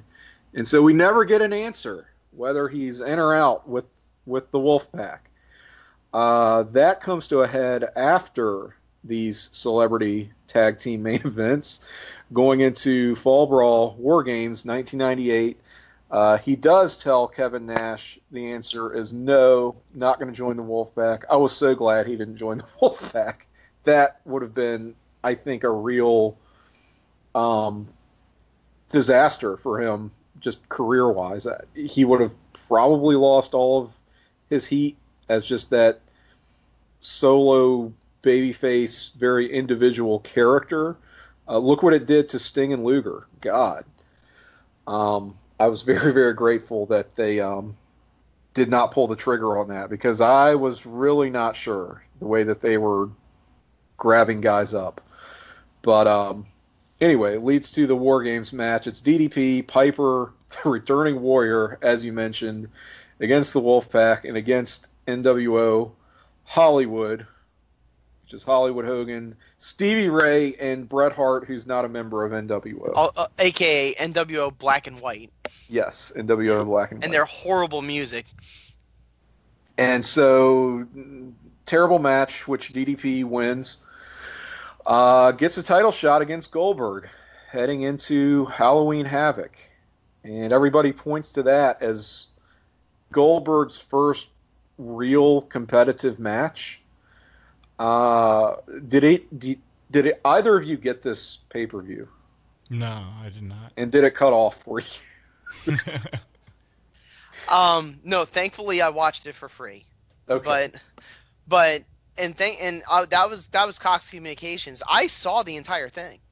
Okay. I don't know if it was sort of a local issue where certain ones, like maybe someone can help me with the other ones, like Viewer's Choice or whatever one it was that provider used. Like a lot of them basically just cut it off. I mean, you had Comcast, which I've got and would have been around back then as a big one. I didn't get the show, so I don't know whether I would have been impacted one way or the other. Point being, the show for a lot of providers cut off prematurely before the event was over, so people missed the match. And Halloween Havoc '98, in terms of success, it's one of the biggest shows they had. It's by far the biggest pay-per-view they had in 1998. It was like a murderer's row of matches. It was it was Hogan Warrior, which we hadn't seen in in 8 years. It was Page and Goldberg at the top, the main event, the last match. Which I would bet there was a lot of politicking on how that one went last. Yeah. Scott Hall and Kevin Nash, which ended in a schmoz. Mm-hmm. Bret Hart and Sting, which ended with cheating. And there was a handful of other matches I can't remember off the top of my head, but it was a big show, and it kind of had a big fart noise for almost all the matches leading up to it involving the top guys like Nash and Hogan, except for the Goldberg DDP match, which had a finite ending. It was very well done. It was very well worked. It's a lot of people credit it as Goldberg's best match, period. Mm-hmm. And in classic WCW fashion, one of the only genuinely great matches from WCW at that time, no one even saw it. So here's the thing. They had to give it away on Nitro the next day. Again, a match that people otherwise might not have seen involving DDP, you get to see for free. So, I don't know, man. He was kind of the recipient of some good timing, perhaps. I mean, I don't think you don't blame the competitors for great that. For him. It's great for Page. And people say, yeah, but he lost. Yeah, but nobody even remotely touched Bill Goldberg before that, let alone gave him their finishing move and almost pinned them. Right. Which is what happens here. Page told a story that when Goldberg hits the post, he legitimately knocked himself out. Yep. So one of those got to look closer type of deals when you rewatch these matches. But fantastic match. The crowd is into it big time, and Page, just because he's like one of those guys that's just, he takes pride in mapping out matches. He had the idea of Goldberg's bigger and stronger than faster than me, but I can outsmart him. Mm-hmm. I'm the veteran, and that was actually a really great angle to go through it. And it was a babyface versus babyface match. Yeah. And people bit on that false finish when he hit the diamond cutter. Oh, they thought it was over. They thought it was because the Diamond Cutter was kept so strong. And it was like, if he had won, honestly, I think people would have bought into it. They would have. I don't know that anyone wanted necessarily to see Goldberg lose, but the streak was such a thing. And everybody's Goldberg was the second most popular wrestler in the world. He was more popular than The Rock. The Rock didn't really. He was big by that point. He was a champion, but he didn't really hit the stratosphere until a year later when SmackDown started. But Steve Austin was number 1, and Goldberg was number 2. Easily. Yes. And it was like every match with Goldberg is this where the streak is going to end? So anybody who got that first win over him, it was going to get a ginormous pop. So I think they could have gotten away with it there. Would it have been the right decision? No. Would it have been a worse decision than what they did? Probably not. No, it would have been. You couldn't have done any worse than what they did to Goldberg at Starrcade. Like, you couldn't have done it any worse. But that's for another discussion. Yes. Well, DDP does, right after that match, as maybe a consolation prize, he wins the U.S. title from Bret Hart on Nitro. And leads to a nice little feud between them. I thought those two had good chemistry. And they had a rematch at, World War III? They had a third war easy for me to say. World War III. Yeah. Yes, every year for a while there. So that's World War IV, World War V. No, it was just World War III, and it just never ended. But yeah, their matches were solid. You know, this was right when Hogan left because he wanted to run for president. Yes. Because Jesse Ventura won governor, so he thought, well, if Jesse can do it, I can be president, which was just like, yeah. I know it's controversial to say that Bret Hart had any good WCW matches other than that one with Benoit, the Owen tribute. Yes. But I thought they did all right. I know Bret wasn't playing the type of character that he wanted to be playing, and I know he was unhappy, but it worked for what it was. I mean, maybe that's just me being and he wrestled the Giant a lot because Bret got hurt. I mean, here we go again. Bret Hart got hurt, so he couldn't wrestle Starrcade. So, like, you have your most. I understand the idea that Halloween Havoc in the eyes of a lot of people was like WCW's biggest show, but Starrcade was their most like traditional show. Yeah. And so many times you had like these big time guys that could not do the shows. Like look at Starrcade '98. Like no Bret. Oh my God, that's a terrible undercard. Bret was there, but he was hurt. No Sting. He's taking a break. No Luger. No Hogan. Scott Hall was there. Yeah, doing a run-in. Or was he? Well, yeah. We never found out who that really was. And yeah, Nash beats Goldberg on top, but so DDP beats the Giant in that one in a lengthy match, and but yeah, I felt like the Bret Hart stuff with DDP was cut short. I thought they had decent chemistry. I thought they were both sort of old wrestling souls, so they kind of fit each other nicely. And then we went into the Wolfpack versus WCW feud, where they rebranded the NWO, kind of basically hit the reset button, and Page is sort of brought to he's feuding with Scott Steiner. Right. Like, and it's sort of like trying to get Steiner over. Yeah, and that was this is where a weird turn happens for company as a whole, and DDP is maybe a microcosm of that, where, they do the Steiner match. It was like at Super Brawl 9, which Steiner wins, puts DDP on the shelf. I mean, this is where they're doing the stuff with Kimberly also, where Steiner is like terrorizing her, some pretty fucked up stuff, throws not her but a stunt double out of a moving car at one point. Hasn't really aged well. Not that it was anything revolutionary or praiseworthy at the time, but when DDP comes back from selling that beatdown, he's more of a tweener, got kind of a different attitude and goes into that Spring Stampede main event in 1999. It's a fatal four-way of a returning Sting, Hollywood Hogan, and Ric Flair for the world title.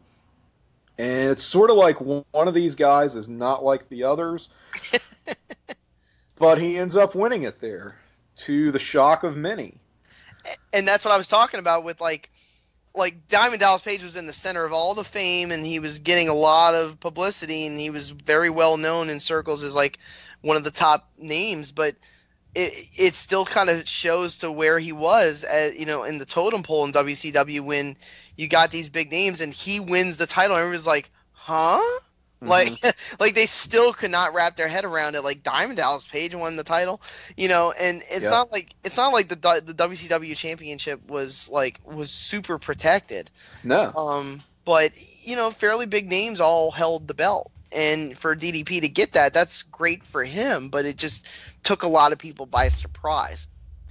Did it feel to either of you guys was it a little bit like they missed their window, or was it that the character turn that was taking place with Page maybe took the wind out of your sails? Because to me, I'm like, DDP is my guy. It should be a huge, massive, big deal to me when he wins the world title. And I kind of thought, yeah, it's a big moment for him career-wise, but as a fan, I'm like, I can tell they're going to turn him heel. If they haven't already, it is so coming. That is definitely the direction that didn't he have a sit-down interview with Mike Tenay where he was really super aggressive and kind of miserable. Yeah, he's being really shitty about it. Yeah, and you could just tell, they're going in a new direction with Page. And then he comes back. This was also the time where Bischoff was back from his sabbatical, and they they redesigned the logo, and they redesigned Nitro. So Spring Stampede 99 is actually one of the legit best shows WCW's had. Oh yeah, definitely, yeah. Really good up and down show. And I guess that when that show came right after they redesigned the Nitro set. So I guess it was this idea of, well, we need to push for something new because what we got isn't working. And they had just had Hogan and Flair on top. So they were like, well, let's give Hogan some time off and we'll kind of move Flair over with other people and we'll put the belt on DDP. Well, the funny part is that they dropped the belt off of DDP a month later. Yeah. They do the thing. Yeah.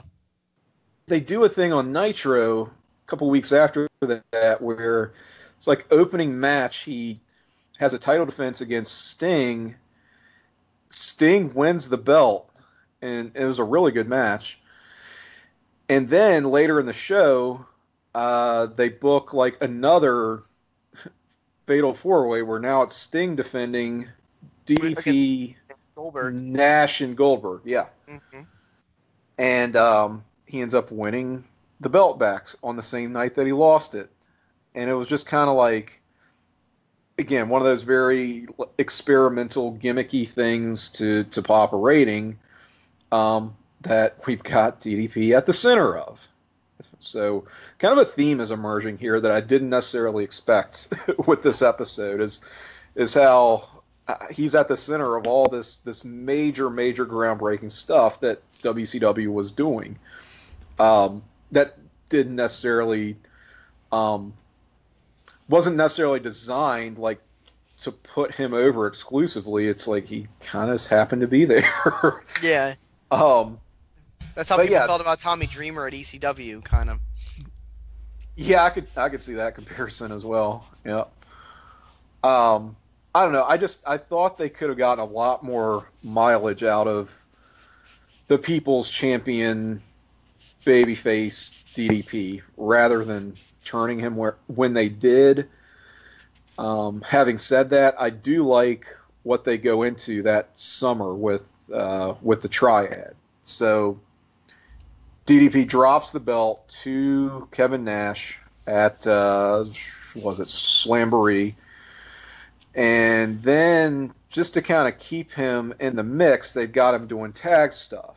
So he joins up with Bam Bam Bigelow, and Canyon gets added to that group as well. They are now the Jersey Boys, or the Jersey Triad. They win the tag team titles, and they're defending it under Freebird rules. So feuding with guys like Benoit and Malenko and Saturn and all these different combinations, giving us pretty solid TV matches and good Chris Canyon, God rest his soul, good wrestler. Mm-hmm. Very innovative. Innovator of offense, in fact. Yes. Not unlike Tommy Dreamer. But I think we've given a lot of love to the Triad, our namesake. The one thing I will say about Paige, that you got to remember when this is. This is summer of '99, and you could just see this. I mean, it's so crazy how fast it went with WCW in terms of like morale and business. Like by the summer of '99 in WCW, you could see the toilet draining. Like you could toiletry. You could see that their options for doing better and being able to getting back ahead of WWF or being able to match their ratings, that like the opportunity was gone and that things weren't looking good. Right. They weren't going to be able to get it back. I do remember this. I remember Paige cutting promos where he was almost very laissez-faire. It almost looked like he lost interest. Hate to say it that way, but it definitely felt that way during the Triad stuff when he was feuding with Benoit the second time. You could just tell that he was just kind of miserable. Yeah, because it almost seems so like weird. It's like was probably the MVP of like 1998, the only guy that had like a solid year, because Hogan was kind of gone for a while, like you said, running for president, and he lost the belt. And then Goldberg, he was so hot, but it seemed like he kind of cooled off when he got the belt. Mm-hmm. Like DDP, he stayed consistent throughout the whole year. It's almost like he kind of earned like a title shot, or actually to be the man in '99. But you're right, he was never in that top tier. He was always just below it. And when he did get the belt, it was just like a cup of coffee, like Savage would say. He never had like a solid run, and it kind of sucks. Yeah. And then it was right. This is when Russo comes in. I will say this: we can kind of scan through late '99 pretty easily with Paige, because he sat out a few months, I think, with injuries, and also they really didn't involve him too much in any of the feuds or the main storylines. I'm not sure exactly what was going on, because he was used much more by Russo, like in 2000. I mean, for one thing, the Triad never officially broke up. They just kind of went separate ways. Yeah, just went away. And at Halloween Havoc of '99, the very first Russo-controlled show, DDP has probably the only good match on that entire show against Flair. It's a strap match, which is basically built off of Flair sexually harassing and attempting to assault Kimberly. Flair is the face, DDP is the heel. So welcome, Vince Russo. Flair's the face in that, but he's what? So, don't you remember how? I mean, Flair was doing the very Ric Flair stuff, like trying to, come on to Kimberly, and there was. I mean, Flair is Flair, and he's being booked as a face here. But he loses that match to DDP, and then gets buried alive in the desert by the filthy animals. Yes.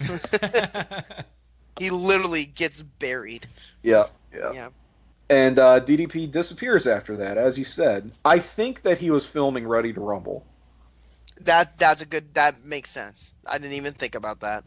I think that the timing makes it seem like that's what would have been going on. And then we had that weird Kevin Sullivan booked interim period where Russo had basically been voted out by Bill Bush. Yes. And I don't remember what Paige was doing around then. He was gone again. Yeah, he was gone. And then it gets kind of strange. Russo and Bischoff come together, which created, like, still probably my favorite WCW era for very weird, unexplained reasons, the New Blood era. Yeah. And Page, in a way. Page is like highly focused in this. Like, he is at the very top of pretty much all the matches. Like, he's feuding for the world title almost all the time.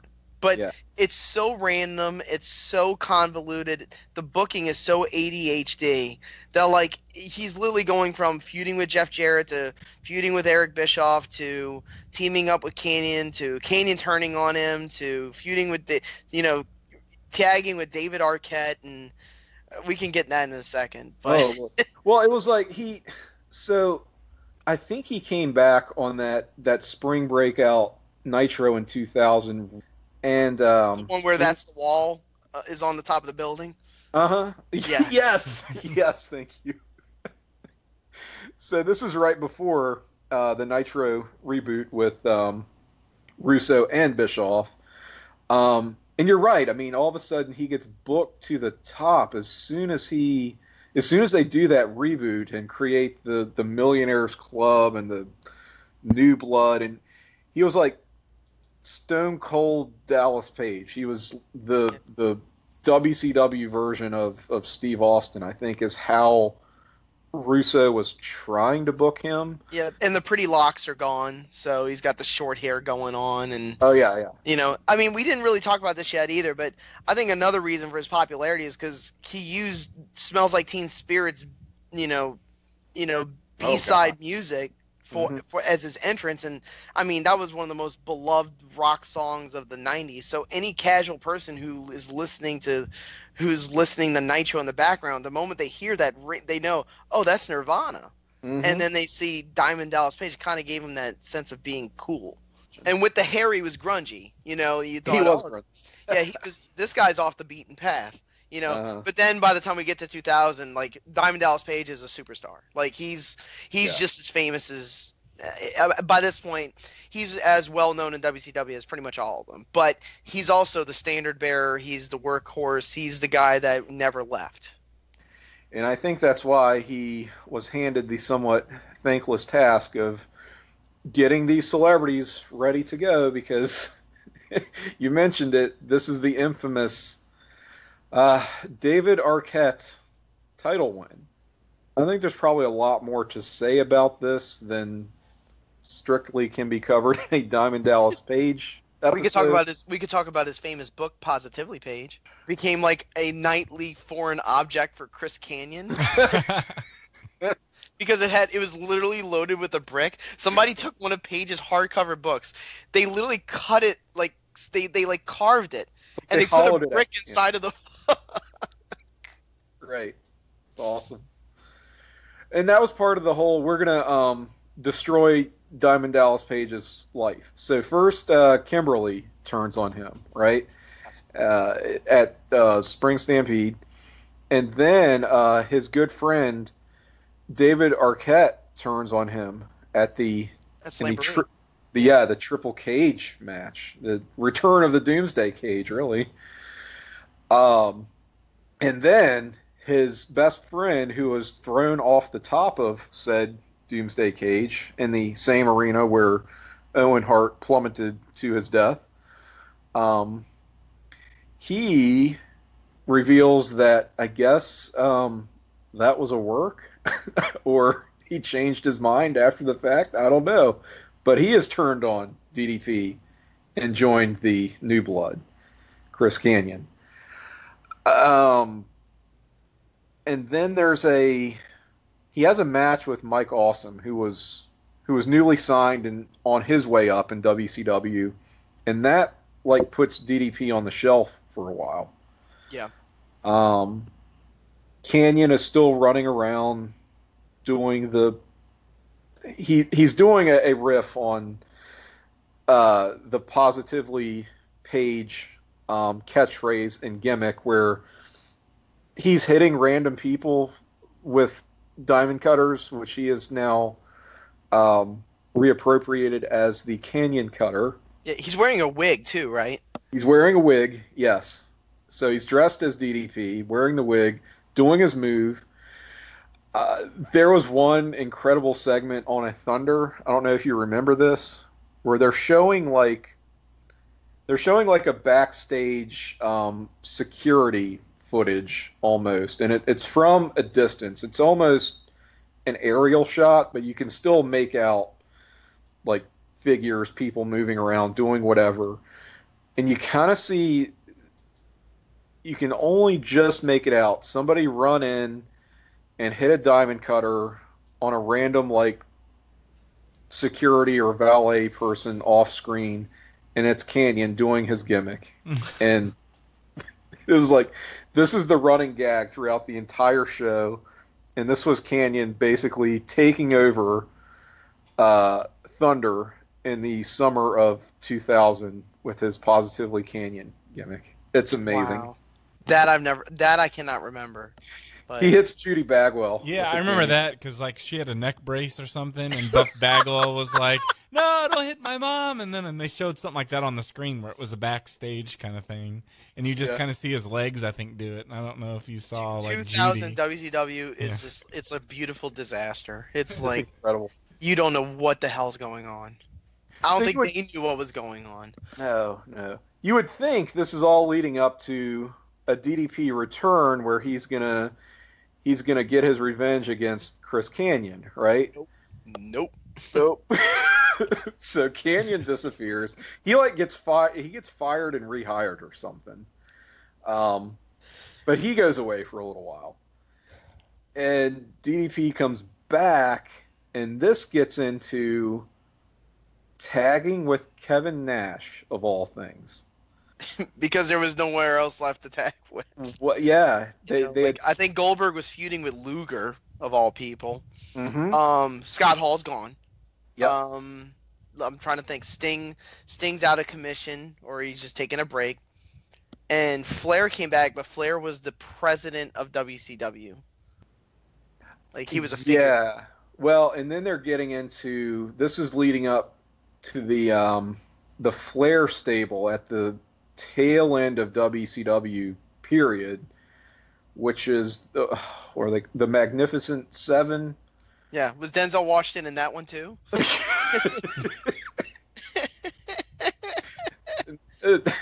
But basically, it's DDP and Kevin Nash in this tag team. They're called not the Outsiders, but the Insiders. Play on their backstage pull or something. It's very, and this is after Vince Russo, so he's really gone for good now, and we're just running on fumes, right? So they have matches with no longer the New Blood. Now it is the Natural Born Thrillers. You remember that stable? Better Than Average Mike Sanders as their leader, and you've got Jindrak and O'Hare, that tag team. You got Chuck Palumbo and Sean Stasiak. Was Big Vito in it? I think Big Vito was in it, and then he broke off from the group and feuded with them. Johnny the Bull was in it. Okay. I'm just thinking I got the wrong Mama Luke. And I'm not going to lie, I like some of those matches. Oh, yeah. I mean, Paige is just solid. At this point in WCW, it is so stripped down that you're just looking for anything to enjoy.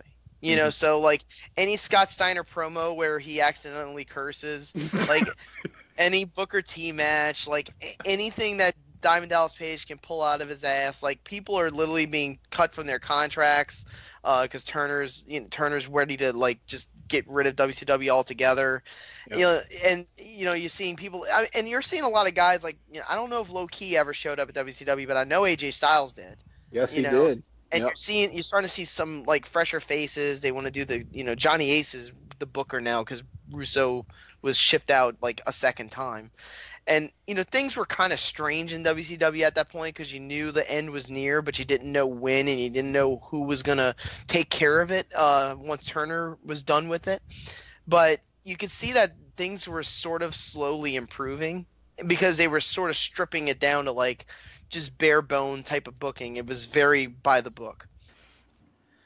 In a world where WCW continues on, at least for a few months, you probably do get a real Page Canyon feud. But they were just basically out of time by then.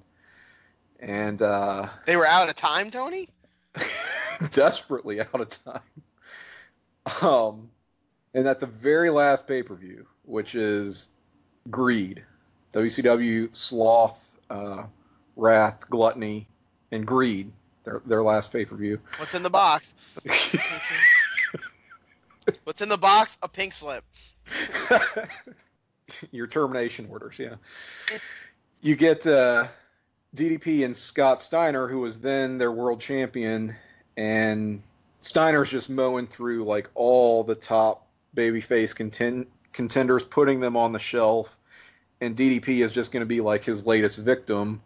So, I mean, they have a decent little match, which Steiner, of course, wins, and go into an injury, I guess, angle, which is unfortunate because the next night is the very last Nitro, and DDP is not on it. I will say about the Greed match, before we get in, that's actually a really good match. That Steiner match? Yeah, the last match, the main event. I haven't watched it in a while, but I remember liking it. I haven't seen it in so long that I'm like, okay. It's a brawl. I think it's like a no disqualification match. The other thing that happened, I don't remember the timeline of this because, you know, when it comes to backstage stuff, you're never absolutely sure unless like literally you have a video back there. But yep. Steiner and DDP got into an infamous, you know, now IWC infamous backstage fight. That's true. Yep. Yeah.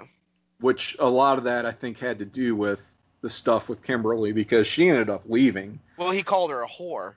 Mm-hmm. Yeah, and he took offense to it, and something happened where like Steiner, like during the skirmish, like Steiner like tried to poke his eye out. Like, oh Jesus. Yeah, from the like that's how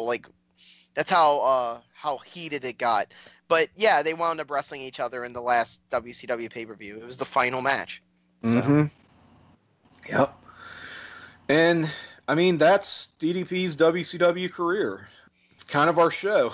You know, we could talk about WWF, but what is there to say? I mean, for one thing, we're not a WWF podcast, but what we could say about the WWF one is that it sucked. It's very disappointing, and it would depress us to talk about. So he obviously made some relationships that have had really lasting value into today. I mean, look at the stuff he's doing now with, you know, DDP Yoga and pretty much turning the lives around of some of these people that had been written off as lost causes for years. Well, he's a very giving person. Mm-hmm. Like he takes well, a lot of people would say that he's a great self-promoter, but he's also the kind of guy who, if he can give you a chance, he gets the adrenaline off of being able to give people a second chance in life. Yeah. And definitely that's the case for like Jake the Snake Roberts, Scott Hall, both of whom have had like terrible, you know, addictions and drug addictions, and has basically just turned them around. They use the yoga for the, you know, as like the platform for the rehabilitation, but just the fact that he's been able to help out people who are in a really, really bad place is a testament to his gratitude. Right. And I mean, they had many false starts over the years in and out of rehab and just seemed like nothing took. And I'm not saying that, oh, well, DDP single-handedly did what the system itself could not, but clearly he was able to get through to them on some level. The difference was having someone who can say, look, I get it. We were wrestlers. I know what you've been through. I know that you feel like shit physically, and, you know, you've got a lot of issues and a lot of baggage. So, yeah, it's just been a testament. And I think one of the great wrestling success stories. Any final thoughts? We'll do a quick lightning round here before we wrap up. Pick your favorite DDP match. Andrew, you first. Put you on the spot. His first match with Savage at Spring Stampede. Okay. Andy, do you have a different answer? Yeah, I'd go with the Goldberg one from Halloween Havoc. You like the Goldberg one. For me, I think I will also say that Savage match, Spring Stampede, just because of how important it was and how good it was. One you brought up that no one talks about but definitely needs mention, so I'm glad you mentioned it earlier. The one he had with Sting and Nitro where he dropped the title is a really good match. Oh, yeah. Yeah. So, what about, like, best feud? So, not necessarily produced the best matches, but, I mean, I know they kind of go hand in hand, but is there a feud that stands out to you that head and shoulders above all others for DDP? You know, Randy's too easy. In a way, right? I mean, like if I wanted to be devil's advocate, this one might be weird. I actually enjoyed his feud with Jeff Jarrett. Okay. Like, I actually kind of enjoyed it. In 2000? Yes.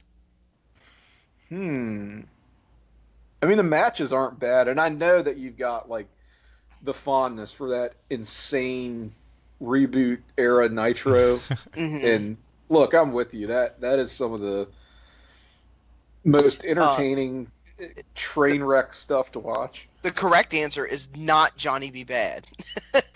Yeah. Well, it's sort of his first long-term feud, but I don't think anyone's gonna put it up there. Andy, what do you got? DDP Raven, because I remember Spring Stampede, they had the match for the U.S. title, but then wasn't there something on MTV or it was something where he hit Raven with a sign, but then pulled it off, and it was like a stop sign. Like it was like, am I remembering something? It said right? "Use my sign." Yeah. Yeah. Right. Yeah. Lodi would always come out with the signs, and yeah, he had a sign that was literally it just said "Use my sign," and it was a stop sign that was concealed within. I guess 2 signs that were glued together.